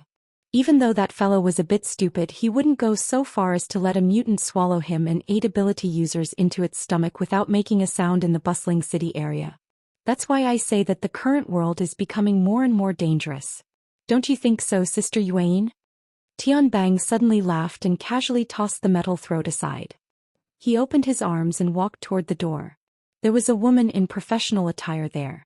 She stepped over Ba Tu's corpse and walked into the room. Behind her was a group of professionals in police uniform. Chapter 509. Long time no see, little sister Yuan. Come hug me. Oh. Did I call you little sister? There are so many people here. I'm too embarrassed to call you big sister. You're 15, I'm 20. You're 20, I'm 25. So what if I call you little sister? I called you big sister because I thought you were a bit pitiful when you first joined. Now that you've made a name for yourself, can't I set things right? Tianbang entered in to follow and strike up a conversation after the woman in business attire entered the room. He chattered incessantly as if he was afraid that others wouldn't know of their relationship. He didn't pay any attention to the other police personnel. His actions were effective. Zhangji's camera followed them from beginning to end. The live broadcast room soon focused on them and there were bullet comments. They look like childhood sweethearts. Full of adultery. Who is this? Yuan from the Xia City branch. A retired burner from the military. She's currently the most powerful person under the Iron Triangle. That's right, it's her. He basically does routine work. And she's a fair, rich and beautiful woman. You know about Kong Tianhe? She's the successor of a military aristocratic family. Officer she's high. Be careful, Boss Luo. What do you mean by that? The atmosphere in the live broadcast room was cheerful, but Tianbang was already chatting to death. He helplessly raised his hands in surrender when faced with Yuan's piercingly cold gaze. Okay, let's talk business. You saw the situation. If you had obsessive-compulsive disorder, you wouldn't be happy seeing this scene. It's clearly the same group of people, but the result is 2 no 3 ways to die. Their entire body was smashed and swallowed. Destroying hearts and taking lives doesn't have any excess power. Only the vagrant mercenaries under them can enjoy the same treatment as those on the outside. How do I say this? I had a rough idea of the severity of the situation before arriving at the scene. But now I find out that I clearly underestimated it. That person has no concept of killing people, right? Maybe it's like playing a video game? So they'll continue to die. Right? Yuan thought for a moment and finally responded, most likely they will if the matter isn't resolved. Tisk, you're so honest. It makes people despair. Just as he finished speaking, new information came in. Yuan, Tianbang and several other police officers received the relevant information one after another. Only Tianbang remembered that it was time for the live broadcast. He turned to look at the camera and read the information aloud.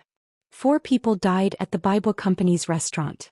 An aircraft suddenly went out of control and crashed into the building at the entrance of the SCA branch office in Xia City.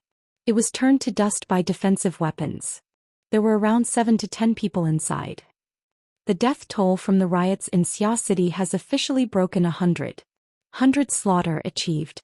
In essence, there was no difference between the deaths of 90 people and the deaths of 100 people. But in terms of statistics, 3-digit numbers were always more shocking than 2-digit numbers. This is a lawn-mower. A large number of agree, approve, lawnmower plus 1 words of agreement immediately appeared in the live broadcast room. Finally, 100 floated across the sky as a conclusion to this matter.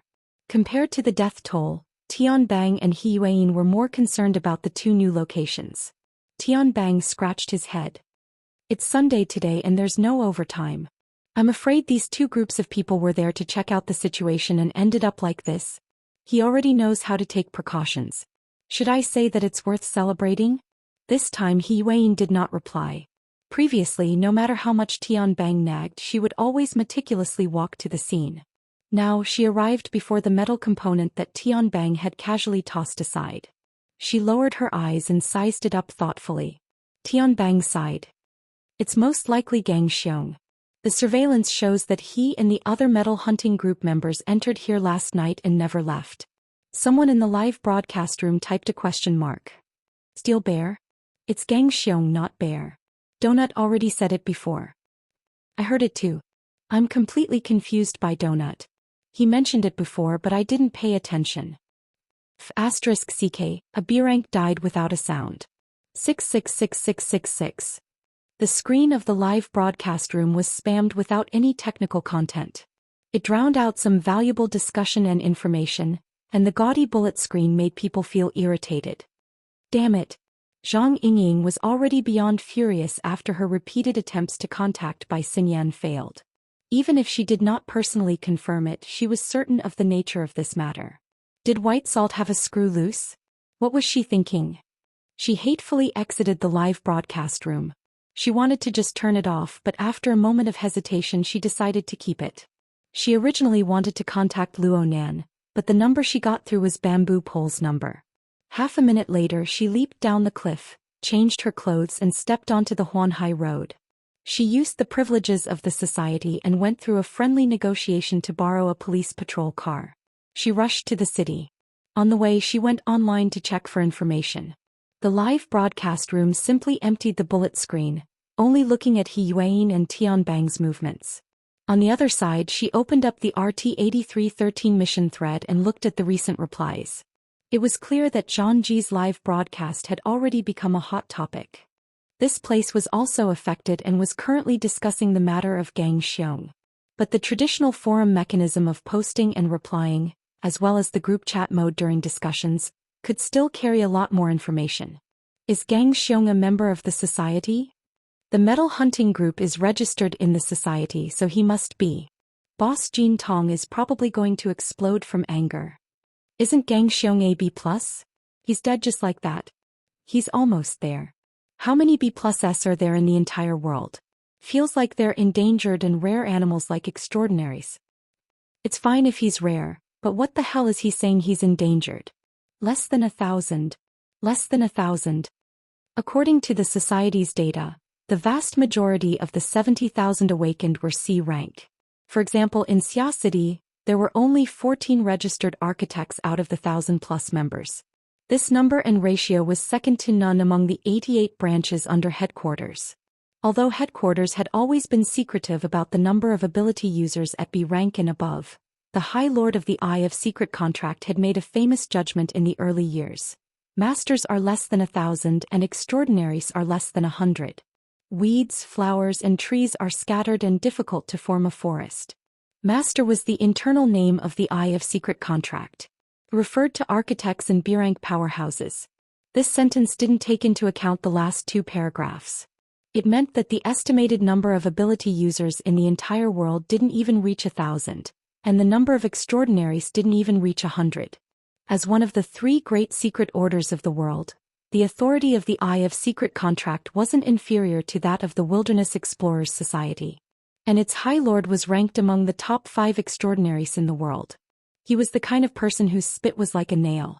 Later on, someone confirmed with the High Lord of Secret Contract that there was another explanation for this sentence. Architects and extraordinaries added together didn't exceed 1,000 in the entire world.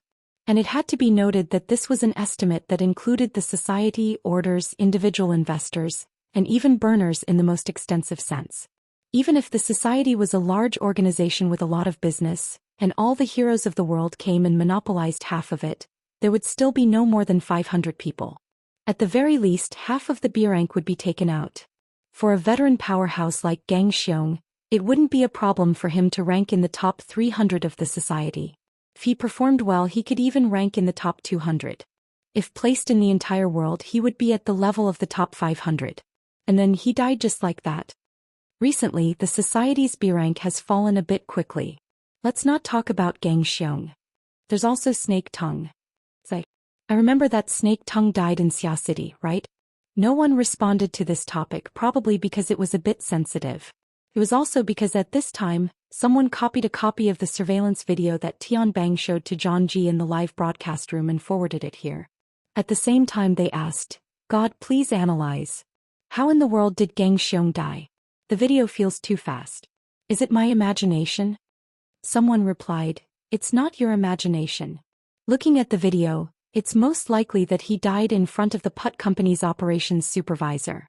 The latter has a very clear expression of horror. He probably saw the way Gang Xiong died. There's nothing else to say. It was certainly fast and ruthless. That's why he had such a reaction. A certain ID labeled Senior Intelligence Analyst explained a bit more in detail. If I were him, I'd be scared too. From the time the supervisor dodged to the time the shockwave broke through the door, to the time he sucked in air, struggled, went into a daze and died, the span of time was 3.7 seconds. It was an instant kill, not only in name but also in reality. And looking at the scene, there aren't any obvious signs of confrontation. This proves that Gang Xiong was overwhelmed by power. At the very least, he was killed by powerful crowd control and explosive killing methods. Even if it was a sneak attack that caught him off guard, the difference in realms must exist. So, it's not the time yet. Look at this. The Senior Intelligence Analyst sent over a map. The map clearly displayed the situation of the high-end combat power of the Xia layer. Xia City has 14 B ranks and 2 transcendents. 6 of them have fleshly bodies that can be directly eliminated. This isn't a melee battlefield at all. Next, we'll eliminate those who don't meet the conditions of overwhelming and powerful crowd control and explosive. For example, Mr. Bai, who excels in hypnosis, Gao Meng, who draws talismans, and so on. Among the B ranks, only Old Yu and the Horned Demon's abilities are somewhat similar. But the Horned Demon offended Her Majesty Empress Wu. There's no way for him to return to Xia City in a short amount of time. As for Old Yu, I don't recall him ever killing anyone. Why don't you just say that there are 2 transcendents? That's the problem. Ouyang Chen has the style of a gentleman. He usually leaves some leeway when doing things. He wouldn't have such a great murderous nature. Her Majesty Empress Wu does things in a high-profile manner. She isn't afraid of people knowing what she's doing. Otherwise, this sort of situation wouldn't have occurred. Someone stabbed in from the side. There's still one more. Though he might be a bit inferior in terms of raw power, his danger level isn't low at all. The Senior Intelligence Analyst quickly replied, I know. You're talking about the legendary humanoid infrasonic array. If there were enough corpses left here without any external injuries, he would be the first person I would think of. But there isn't. This person's ability and the Devil Ray are 2 different matters. So in order to deal with him, we first have to kill the Devil Ray, right? Is off topic, huh? What I mean is, to kill a powerful person like Gang Xiong through the method shown in the video, it's either a conspiracy of some Xia city that defies their natural instincts, or it's the work of some unknown powerful person. While the Senior Intelligence Analyst was still analyzing, someone had already skipped over his long-winded explanation and directly pointed to the previous piece of information. The person above certainly didn't read the internal police report. Last night, the crime scene in Pingjiang district was at some Cloud City water village. Rumor has it that it's where the Devil Ray was stored. I seem to have seen through something. I seem to have seen through something too. Look at that mother***. Someone's driving the tempo. Zhang Yingying hatefully sent a message in the private chat of the Psychic Wave Network. Bamboo Pole immediately replied, everyone's driving the tempo. Papercut sent a dizzy emoji, mother***, it's too messy.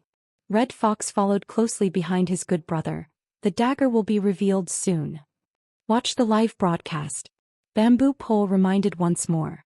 Zhang Yingying saw this and entered the live broadcast room. She only saw He Yuan and Tianbang conversing there. She didn't react for a moment. What are they saying? The bullet screen. Look at the bullet screen. Fuck. Crackburst also joined the discussion and directly sent a voice message. Zhang Yingying opened the bullet screen again.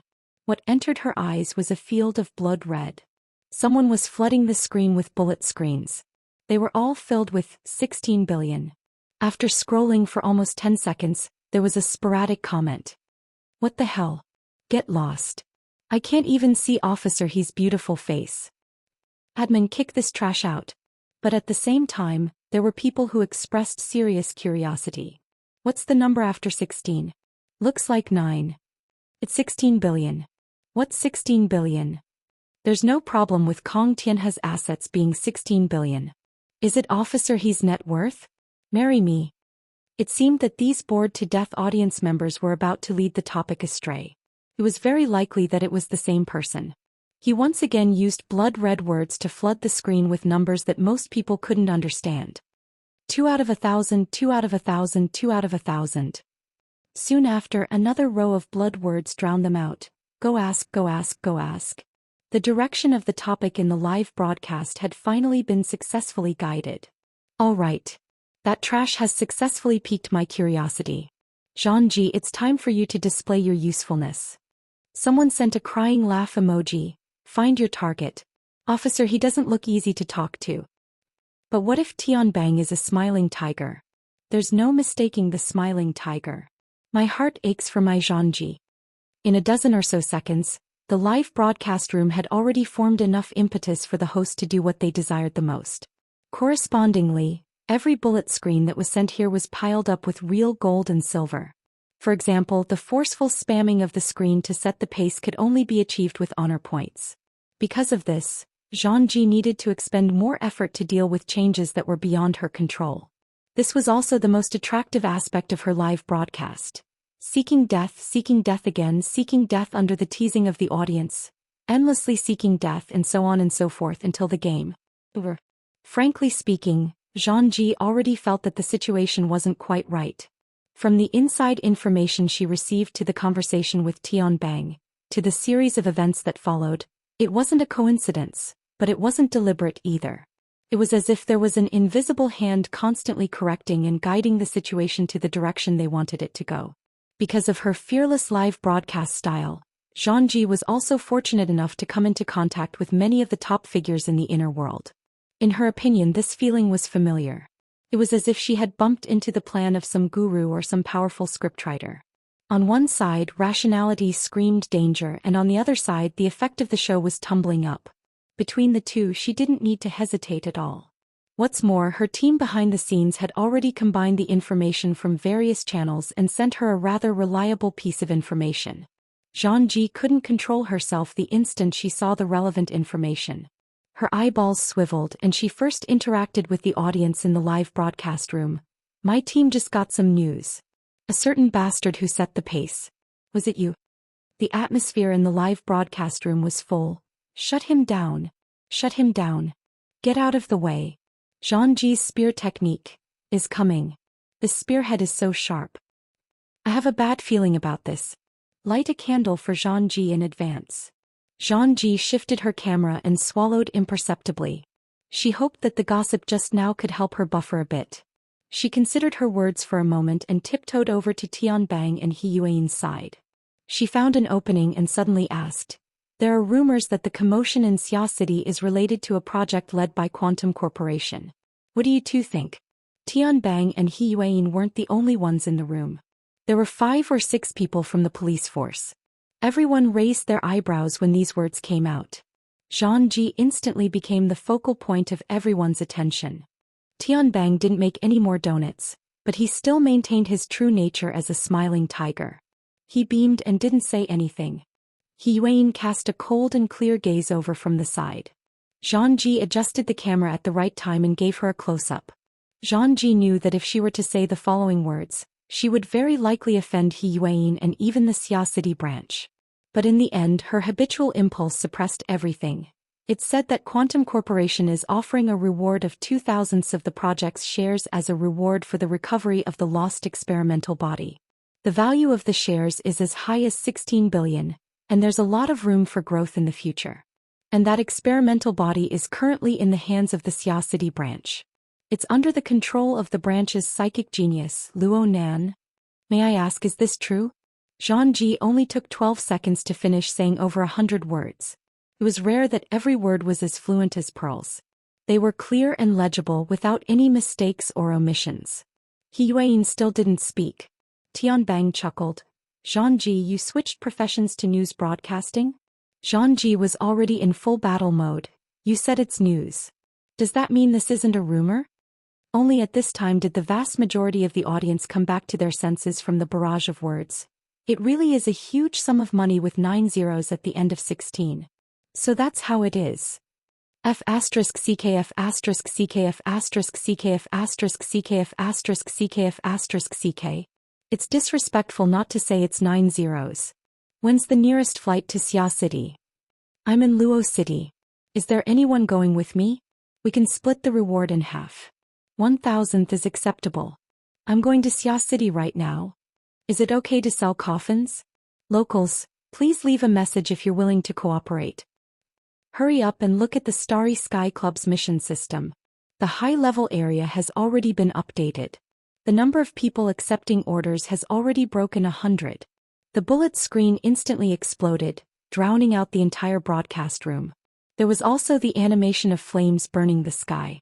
It burned people's heads restlessly. And in this explosive atmosphere, a cold and calm voice cut through. The one who spoke was precisely He Yuan. I don't understand what you're talking about when you say experimental body. But, right now the society is carrying out protection work for an underage orphan girl.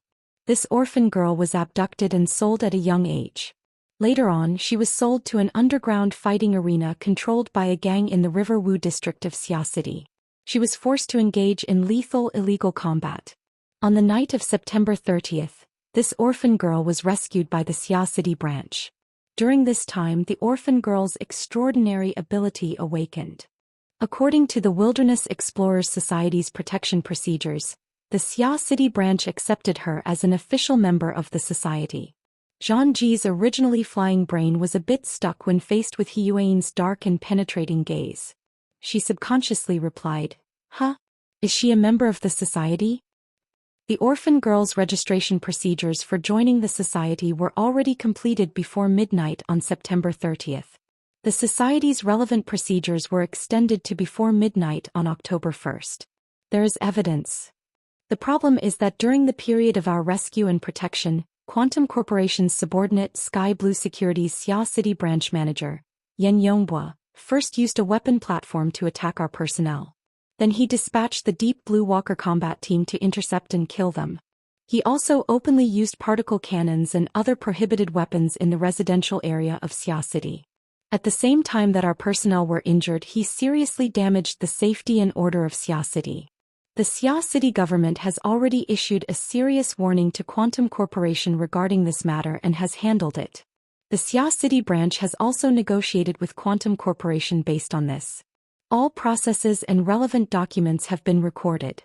Federation citizens can rely on their authority to access and read them. From the above, we can see that the orphan girl protected by the society is far from underage. Moreover, she was repeatedly sold. She doesn't have a legal guardian. Under this kind of background, what does experimental body represent?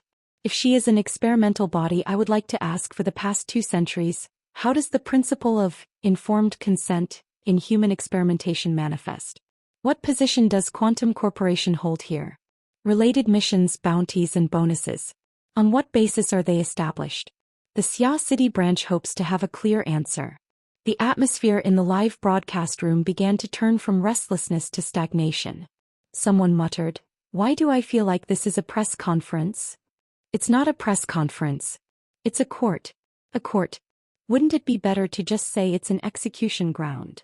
No matter how the evaluation was, He Yuan's speech continued. According to the principles and regulations established by the Wilderness Explorers Society, the Xia City branch will contribute their greatest strength to the safety and welfare of ability users. They will provide protection to the orphan girl to the best of their abilities. They will also cooperate with the government. According to the relevant authorization, they will carry out the most severe strike against all organizations and individuals that trample on the laws and regulations of related industries. This determination is unwavering. I also hope that the relevant people will abandon rumors, set their positions straight, and overcome their greed. Don't do stupid things that hurt your friends and please your enemies. Don't do stupid things that are like pulling grains out of the fire. Cough. Little Sister Yuan, if you keep talking, then this really will turn into a press conference. Please take care of Miss Zhangji's program. Tian Bang chuckled as he interrupted He Yuan's speech. He came over and stole the camera. I want to say it. Little Sister Yuan has always done things in a thorough manner. You don't lack material evidence or witnesses. What? You're talking to yourself? You're making things up? You don't have witnesses?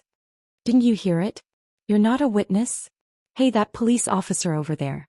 I'm talking about you. The bald guy with the iron hoop under the hat. Stop staring at that piece of scrap metal. Come over here and be a witness, okay? Chapter 5:10. The middle-aged man in the camera had a long and narrow face with deep eye sockets. His expression didn't change even when Tian Bang pointed at him. The audience in the live broadcast room were guided by Tian Bang's words. Most of them looked at the man's forehead. However, this man was wearing a police cap. The hood of the cap covered his face. From the angle of the camera, they couldn't see what was underneath the cap. Zhangji wanted to change the angle of the camera, but judging from Tian Bang's words, no, Tian Bang didn't even need to hint. As an outstanding streamer, Zhangji's brain contained the video data of all registered extraordinaries and the vast majority of B-rank powerhouses in the world. Under the new stimulation, she was able to confirm the true identity of the police officer in front of her in a flash. Oh my God! Zhangji unconsciously let out a low cry. Perhaps her reaction was too big, but it drew the attention of the police officer. His light brown eyes revealed an ice-cold ruthlessness. It was just like the silver metal headband that was revealed after he took off his police cap.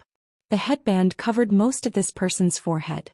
Strange symbols were engraved on it, unrecognizable to ordinary people. Under the illumination of the lights in the room, the symbols protruded as if they could struggle out at any time. It was extremely mysterious. When this special metal headband appeared, all uncertainties came to an end. Iron Hoop Jin Tong. Extraordinary. The leader of the 5 metal hunting group. He was without a doubt one of the most powerful hunters in the world. This was a true powerhouse at the level of the Great 100. The number of viewers in the live broadcast room exploded by 50% in an instant. It had already broken 12,000 people. Compared to the number of internet celebrities in the world, this number was certainly a tragedy. But it must be known that this was already a fifth of the entire society. Jin Tong has entered Xia City. Gang Xiong just died. A storm is coming. No, the heavens are already crying from fright. I want to go to Xia City too. Jin Tong's arrival undoubtedly proved that the rumors of 2 out of 1,016 billion were correct in a realistic sense. Even though He Yuan had just expressed the firm attitude of the Xia City branch half a minute ago, it couldn't stop the crazy growth of weeds in the hearts of certain people. Xia City has Ouyang Qin and Her Majesty Empress Wu. Jin Tong has already arrived. There may be even more powerhouses rushing there. But I can always go watch the excitement. Besides, so many powerhouses have gathered in Xia City. What if both sides are injured? What if I'm a little luckier and the fisherman really benefits from it? At this moment, it was unknown how many people were watching the live broadcast while booking flights to Xia City. Moreover, they were piously praying, "Fight. Fight. Fight." It would be best if they fought until the sky turned dark, until the sun and moon lost their light. Only then would they be able to give opportunists like them a chance. Perhaps due to the prayers of tens of thousands of people, the atmosphere at the scene of death was indeed cold and stiff. This was especially true for Jean Tong, a dignified extraordinary, who had been exposed with a single sentence and in such a mocking tone. Even if Jean Tong wasn't a vain person who cared about status and style, he still had a high self-esteem. It was just like how after his whereabouts were exposed he took the initiative to remove his disguise and come face to face with her. He looked straight at Tian Bang. Youngsters these days grow their wings early. Deep Blue is indeed a nurturing place.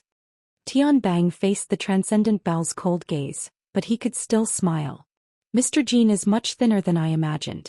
You can actually still wear such a big headband. Presumably you're interested in Deep Blue because you're in the health business. It looks like the information we heard wasn't without reason. He didn't retreat as he spoke. Instead he advanced forward. He laughed as he took 2 steps to the side, blocking Jean Tong and the metal component on the ground. I heard that Mr. Jin's cultivation hasn't been smooth in recent years, so he blazed a new path and played with some fancy tricks. He started a prosthetic game on the members of his hunting squad. He's trying to correct his path and climb to new heights. I wonder how he's progressing? Jean Tong's gaze grew even colder. He didn't respond and directly moved forward. How big was the workshop at the scene of death? The group of people were very close. In the blink of an eye, the distance between Jean Tong and Tian Bang was already only an arm's length apart. But Tian Bang's expression didn't change. Mr. Jin's extraordinary power is metallization. The matter of changing the nature of a material sounds grand and grand. I just want to know, how should the relationship between the metal used for prosthetic games and Mr. Jean be expressed? Is it the kind of mysterious illusory wind that splits the mind and splits the soul? Before he finished speaking, a long sizzling sound rang out. It was as if a piece of red-hot iron had been repeatedly thrown into ice water. It brought about a great deal of bubbles and white smoke. At this moment at least 20 layers of format fire soared in the space of an arm's length apart. Layer upon layer they collectively constructed the tightest format domain. But Jean Tong was even faster than Tian Bang by an instant. He raised his hand without hesitation and exerted force. His palm suffused with a metallic luster stabbed straight at Tian Bang's chest. Dignity was one thing and actual combat was another. Jean Tong didn't have the self-awareness of a traditional senior expert. When an expert clearly expressed hostility, whether it was a mutant or a burner, raising his hand and killing them was the correct choice. What's more, Jean Tong had an idea of Tian Bang's reputation. The first person below the extraordinary, the successful combination of the burner and the blood flame system, the most successful example of Project Deep Blue. All these titles combined together was enough to prove that his strength couldn't be underestimated. And there was also He Yuan at his side. A burner could launch a combined attack at any time, anywhere. It definitely wasn't as simple as 1 + 1 is equal to 2. Of course it wasn't complicated. Jean Tong had never felt that there was anything in the world more difficult than one's own cultivation. He was a fleshly body strengthened. Even after becoming an extraordinary, the gap between spirit and fleshly body had rapidly shrunk. However, his fleshly body was still his most powerful weapon. The stronger one was, the better one had to be at using it. Jean Tong's body had already become semi-metallic wherever his thoughts passed. His flowing bodily fluids also changed slightly in nature. Surging power circulated and passed through the special structure of his body and soul. It stimulated the free electrons within the metal crystals and instantly formed a powerful electric current. Amidst crackling sounds, the electric arc shot out and further ionized the air. It continuously increased the strength of the electric field and formed a violent conflict with the format domain. Amidst the crackling sounds, the format fire and electric fire interweaved and then spread in all directions. Apart from He Yuan, who was already participating in the attack and defense in the form of the format domain, everyone else in the room was out of luck. Everyone's bodies were paralyzed. Some of the unlucky policemen who were in the worst position were hit head-on by the high-voltage electric current. Even though the format fire had melted some of it, it was as if they had been hit by a heavy fist. They were sent flying into the wall and then fell down. At this time their skin was charred black and on fire. It was unknown if they could survive. The electric field of the extraordinary domain wasn't actually good at killing, but under the coverage of the domain, the powerful ionization and electrolysis could destroy the basic structure of all matter and then reassemble it into a mess at will. The format domain was also seriously affected, and its structure was basically on the border of deformation and collapse. Jin Tong still had the strength to change the direction of the electric field's strength. His energy beam took form, but the twisted arcs of light were like knives and whips. There was even a terrifying heat rising. Just by streaking across the air, a tyrannical aura of death came rushing over. Jin Tong controlled all of this from the center of the electric field. Wherever his thoughts passed, the lightning whips lashed out as they pleased. Even though the two peak burners were protected by the combined formatted domains, their arms, chests, shoulders and cheeks were all left with scorched marks. Jin Tong aimed the killing power of the electric whip at He Yuan. As for the other, the metal structure in the corner warped soundlessly, turning into a narrow and thin blade. It shot up soundlessly and went straight for Tianbang's lower abdomen. Everyone had to die in a specific way. Lightning flashed and the killing intent was imminent. He Yuan had actually raised a metal blade with good conductivity, and Tianbang seemed to be completely unaware of the killing intent that was so close to him. Let's end this. Jin Tong felt the cold and tight headband on his head and his thoughts focused. But in the instant that the electric light completely tore apart the format domain, a new power came crashing down from above. Suppression. That power was so terrifying that it directly pressed down from above. It was majestic and magnificent, but it also perfectly matched the format domain. Under its guidance, the format of fire that had already been destroyed and scattered actually surged in an instant, as if a roaring active volcano was being suppressed. The extraordinary electric field domain instantly warped. Under the effect of the power, the floor beneath Jin Tong's feet was like rotten soil, or maybe it was simply melted. Having lost his support, he fell rapidly. It was only then that Jin Tong had a hilariously vigilant thought, which proved that even his spiritual will had been disturbed in that short period of time just now. The moment the sense of danger arose, alarm bells rang. As one of the most outstanding hunters, Jin Tong instinctively wanted to retreat, or at least break away from this completely passive situation. But his opponent didn't give him any openings to exploit. That power was truly integrated as one, piercing straight down from the top of his head. The pressure skyrocketed until the high temperature rolled in reverse, lightning coiled around his body, and the electric field swayed chaotically. Jin Tong growled in a low voice. He had already used an explosive secret technique to resist the tremendous pressure that was pressing down. The power of pressure and recoil intersected, and the entire office building he was in seemed to be filled with gunpowder. Dozens of floors collapsed one after another and sparks shot out in all directions, blasting hundreds of meters away. The surrounding buildings were all shaking and large pieces of glass walls cracked at almost the same time, raining down a storm of shards. The 75th floor of the office building swayed at an angle of almost 30 degrees. Zhangji was hit head-on by the shockwave and fell into a corner. She was so confused that even the camera crashed into the wall. Fortunately, she relied on her professional instincts and quickly moved her hand over to act as a buffer. She also grabbed the camera in time to ensure that the thing that made a living could still be used normally. Fortunately, the floating camera had been modified by a famous expert, and it could still maintain its working state in such a tragic electromagnetic field. Only the internal light sensors and corresponding components were operating crazily, barely digesting the stimulation of the strong light and the shockwave, restoring a relatively clear image to the livestream room. The livestream room, which had gathered nearly 15,000 people, was completely silent. The streamer didn't speak and most people forgot to join in. Under the influence of the herd mentality, the image was clean, and there was only the crack that led straight to the bottom of the building, as well as the sparks and lightning that were spewing out from inside. It was like an active volcano in the city. And from this bottomless crack came Jin Tong's slightly hoarse roar. Wu Zhao. The sound and visual effects aren't bad. Chapter 5:11. Was the volcano about to erupt? The office building shook to such an extent that it seemed like it would snap in half at any moment. Zhangji was swaying left and right, her vision spinning. But half a second later she successfully controlled the floating camera to fly out of the window. From a vertical angle she captured part of the explosive scene from the 50th floor of the office building. This surging scene fully demonstrated Zhangji's ability to capture the camera after years of seeking death. Of course, at this time no one would think that much. Most of the viewers in the livestream could only stare dumbfounded at the high-rise office building.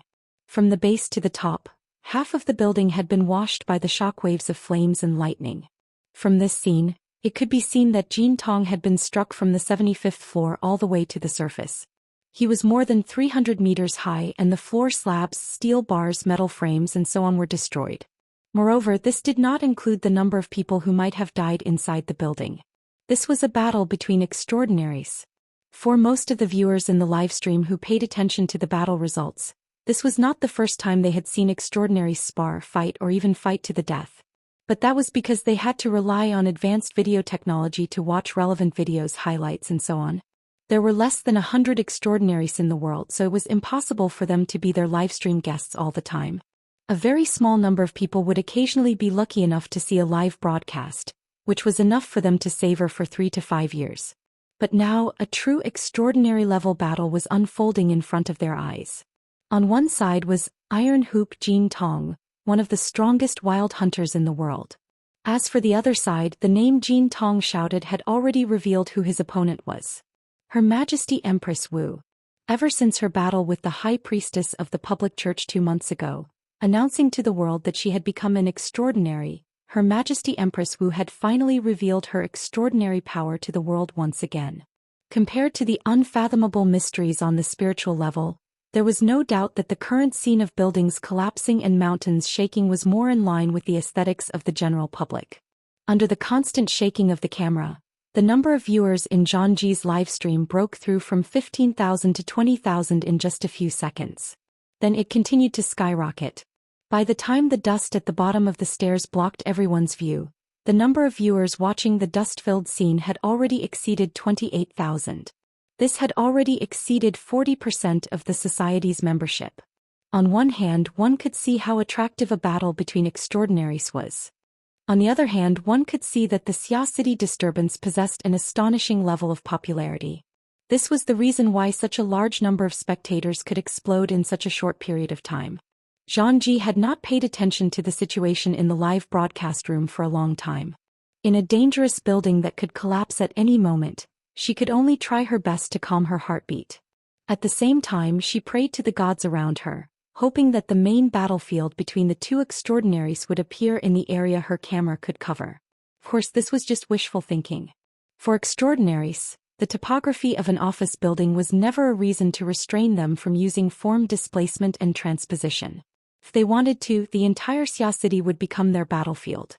How could a puny little streamer determine the direction for two extraordinaries? But just as Zhangji was gasping for breath and praying, someone suddenly grabbed her by the shoulder. The person's posture was very intimate, and he even blew a breath of air into her earlobe. "Oh Zhangji, don't be nervous. A beautiful and dedicated streamer like you is very rare in this world. The heavens will certainly make your wishes come true." Major General Tian. Zhangji didn't care that Tian Bang was taking advantage of her. She was just angry that this fellow had disturbed her work. Tian Bang chuckled as he stuck close to her. He continued to give her advice. "You must hold the camera firmly. You can't miss out on a wonderful scene." What did he mean? Zhangji was stunned for a moment. Then she saw a blurry figure soar into the sky amidst the dust and smoke that filled the sky. It was Jin Tong. Given Zhangji's strength, it would be very difficult for her to keep up with the speed of an extraordinary if she really wanted to dash forward like a hurricane. This was the case even with the assistance of a camera worth millions. But at this moment, Zhangji could clearly see Jin Tong's figure soar into the sky. She also saw the figure's speed grow slower and slower. It was as if his momentum had come to an end, but it was more like he was being forcefully restrained by some invisible force. It was clearly not the gravity of Earth. It was an even more unyielding and direct force, an even more terrifying and tyrannical force. In the next second, Zhangji saw Jin Tong, who had reached the end of his ascending momentum, become like a deformed baseball. He was fiercely struck by an invisible club. A powerful force poured into him, sending him flying. His speed had increased explosively by more than 10 times, 100 times. In the face of such a terrifying acceleration, the originally continuous footage became disjointed. In that instant, the vast majority of people only heard the sound of an explosion. They saw the cloud of the sonic boom explode and the dust and smoke in that area disappear. Jin Tong's figure had disappeared. Zhangji's vision blurred. She could no longer see Jin Tong's figure. Here. At this time Tianbang, who was still maintaining an intimate posture, gently held the back of her neck. He exerted a little force and gestured for her to shift her line of sight. The corresponding camera also shifted accordingly. Half a second later, the tens of millions of dollars worth of camera automatically focused. It happened to capture the figure that was fiercely bounced off the glass wall of the building a block away. Bounced? That's right, bounced. This scene. The awkward scene almost made some of the OCD viewers vomit blood. Zhangji's logical thinking was also almost messed up. Fortunately, she was definitely not a vase that only knew how to act cute. On the contrary, she was an excellent streamer with very solid professional knowledge. While most people were still doubting their own eyesight because of the absurd scene in front of them, Zhangji had already calculated the kinetic energy that Jin Tong carried at that moment based on the distance between the two buildings, the flight time of Jin Tong, and his approximate weight. Jin Tong's weight was about 80 kilograms and his flight time was about 0.5 seconds. He was already a block away and the straight line distance was about 1,800 meters. Based on this calculation, the kinetic energy he carried could reach about 500 million joules. This impact exceeded the standard equivalent of 100 kilograms. It was similar to the power of a traditional battleship's main cannon from more than a century ago. Compared to the legendary humanoid nuclear bomb level extraordinaire, the absolute power of this attack was only SOSO. Zhangji also couldn't calculate the specific increase in the mental interference with the material plane. But the problem was that even if she only calculated the pure kinetic energy, such a high-speed impact actually didn't break through the glass wall one block away. This was something that shouldn't happen in the normal world. Since it had already happened, it proved that the rules of the area she saw had already invisibly changed. Did the building suddenly get strengthened, or did Her Majesty Empress Wu directly change the direction of the force? She couldn't get an answer, but the direct result of this scene was, all the pressure brought about by the conversion of kinetic energy was borne by Jin Tong's body to the greatest extent. Being hit by a main cannon and having a cannonball explode in the stomach were two different things. If a standard equivalent of 10 kilograms was effectively used on a coin, without considering the wear and tear of the coin itself and its travel route, it could theoretically make this thing fly out of the Milky Way galaxy. 10 times the force was used on Jin Tong's body without holding anything back. Even an extraordinary would find it hard to endure such a tragic result. With a puff, blood splattered out of Jin Tong's eyes, ears and nose. His eyeballs were about to pop out, and his thin and long face was contorted from the pain. His exposed skin was instantly smeared with a layer of red, and it was unknown how many of his capillaries and skin tissues had collapsed. As for the extent of the damage to his internal organs and bones, only Jin Tong himself knew. It was very difficult for outsiders to see the limits of an extraordinary. Just like at this moment, Jin Tong was suffering from all sorts of injuries. But in the blink of an eye, a hoarse and violent roar rang out. Jin Tong screamed as he curled up and shot out with all his might. Ah! The roar spread out, but what really made people's scalps go numb was another source of sound. In the void, it was as if hundreds of bowstrings had been released. Amidst this increasingly dense tremor, be it the building or the air a street away, everything produced dizzying distortions. There was another explosive rumble, and Jin Tong's body instantly turned into a tangible bubble before disappearing. Tianbang's hand moved again, and Zhangji consciously looked up in the direction of the force. She saw that in the gray sky, a long azure scar had been torn open at some point. It extended southeast, and wherever it passed, a dark red color seeped out.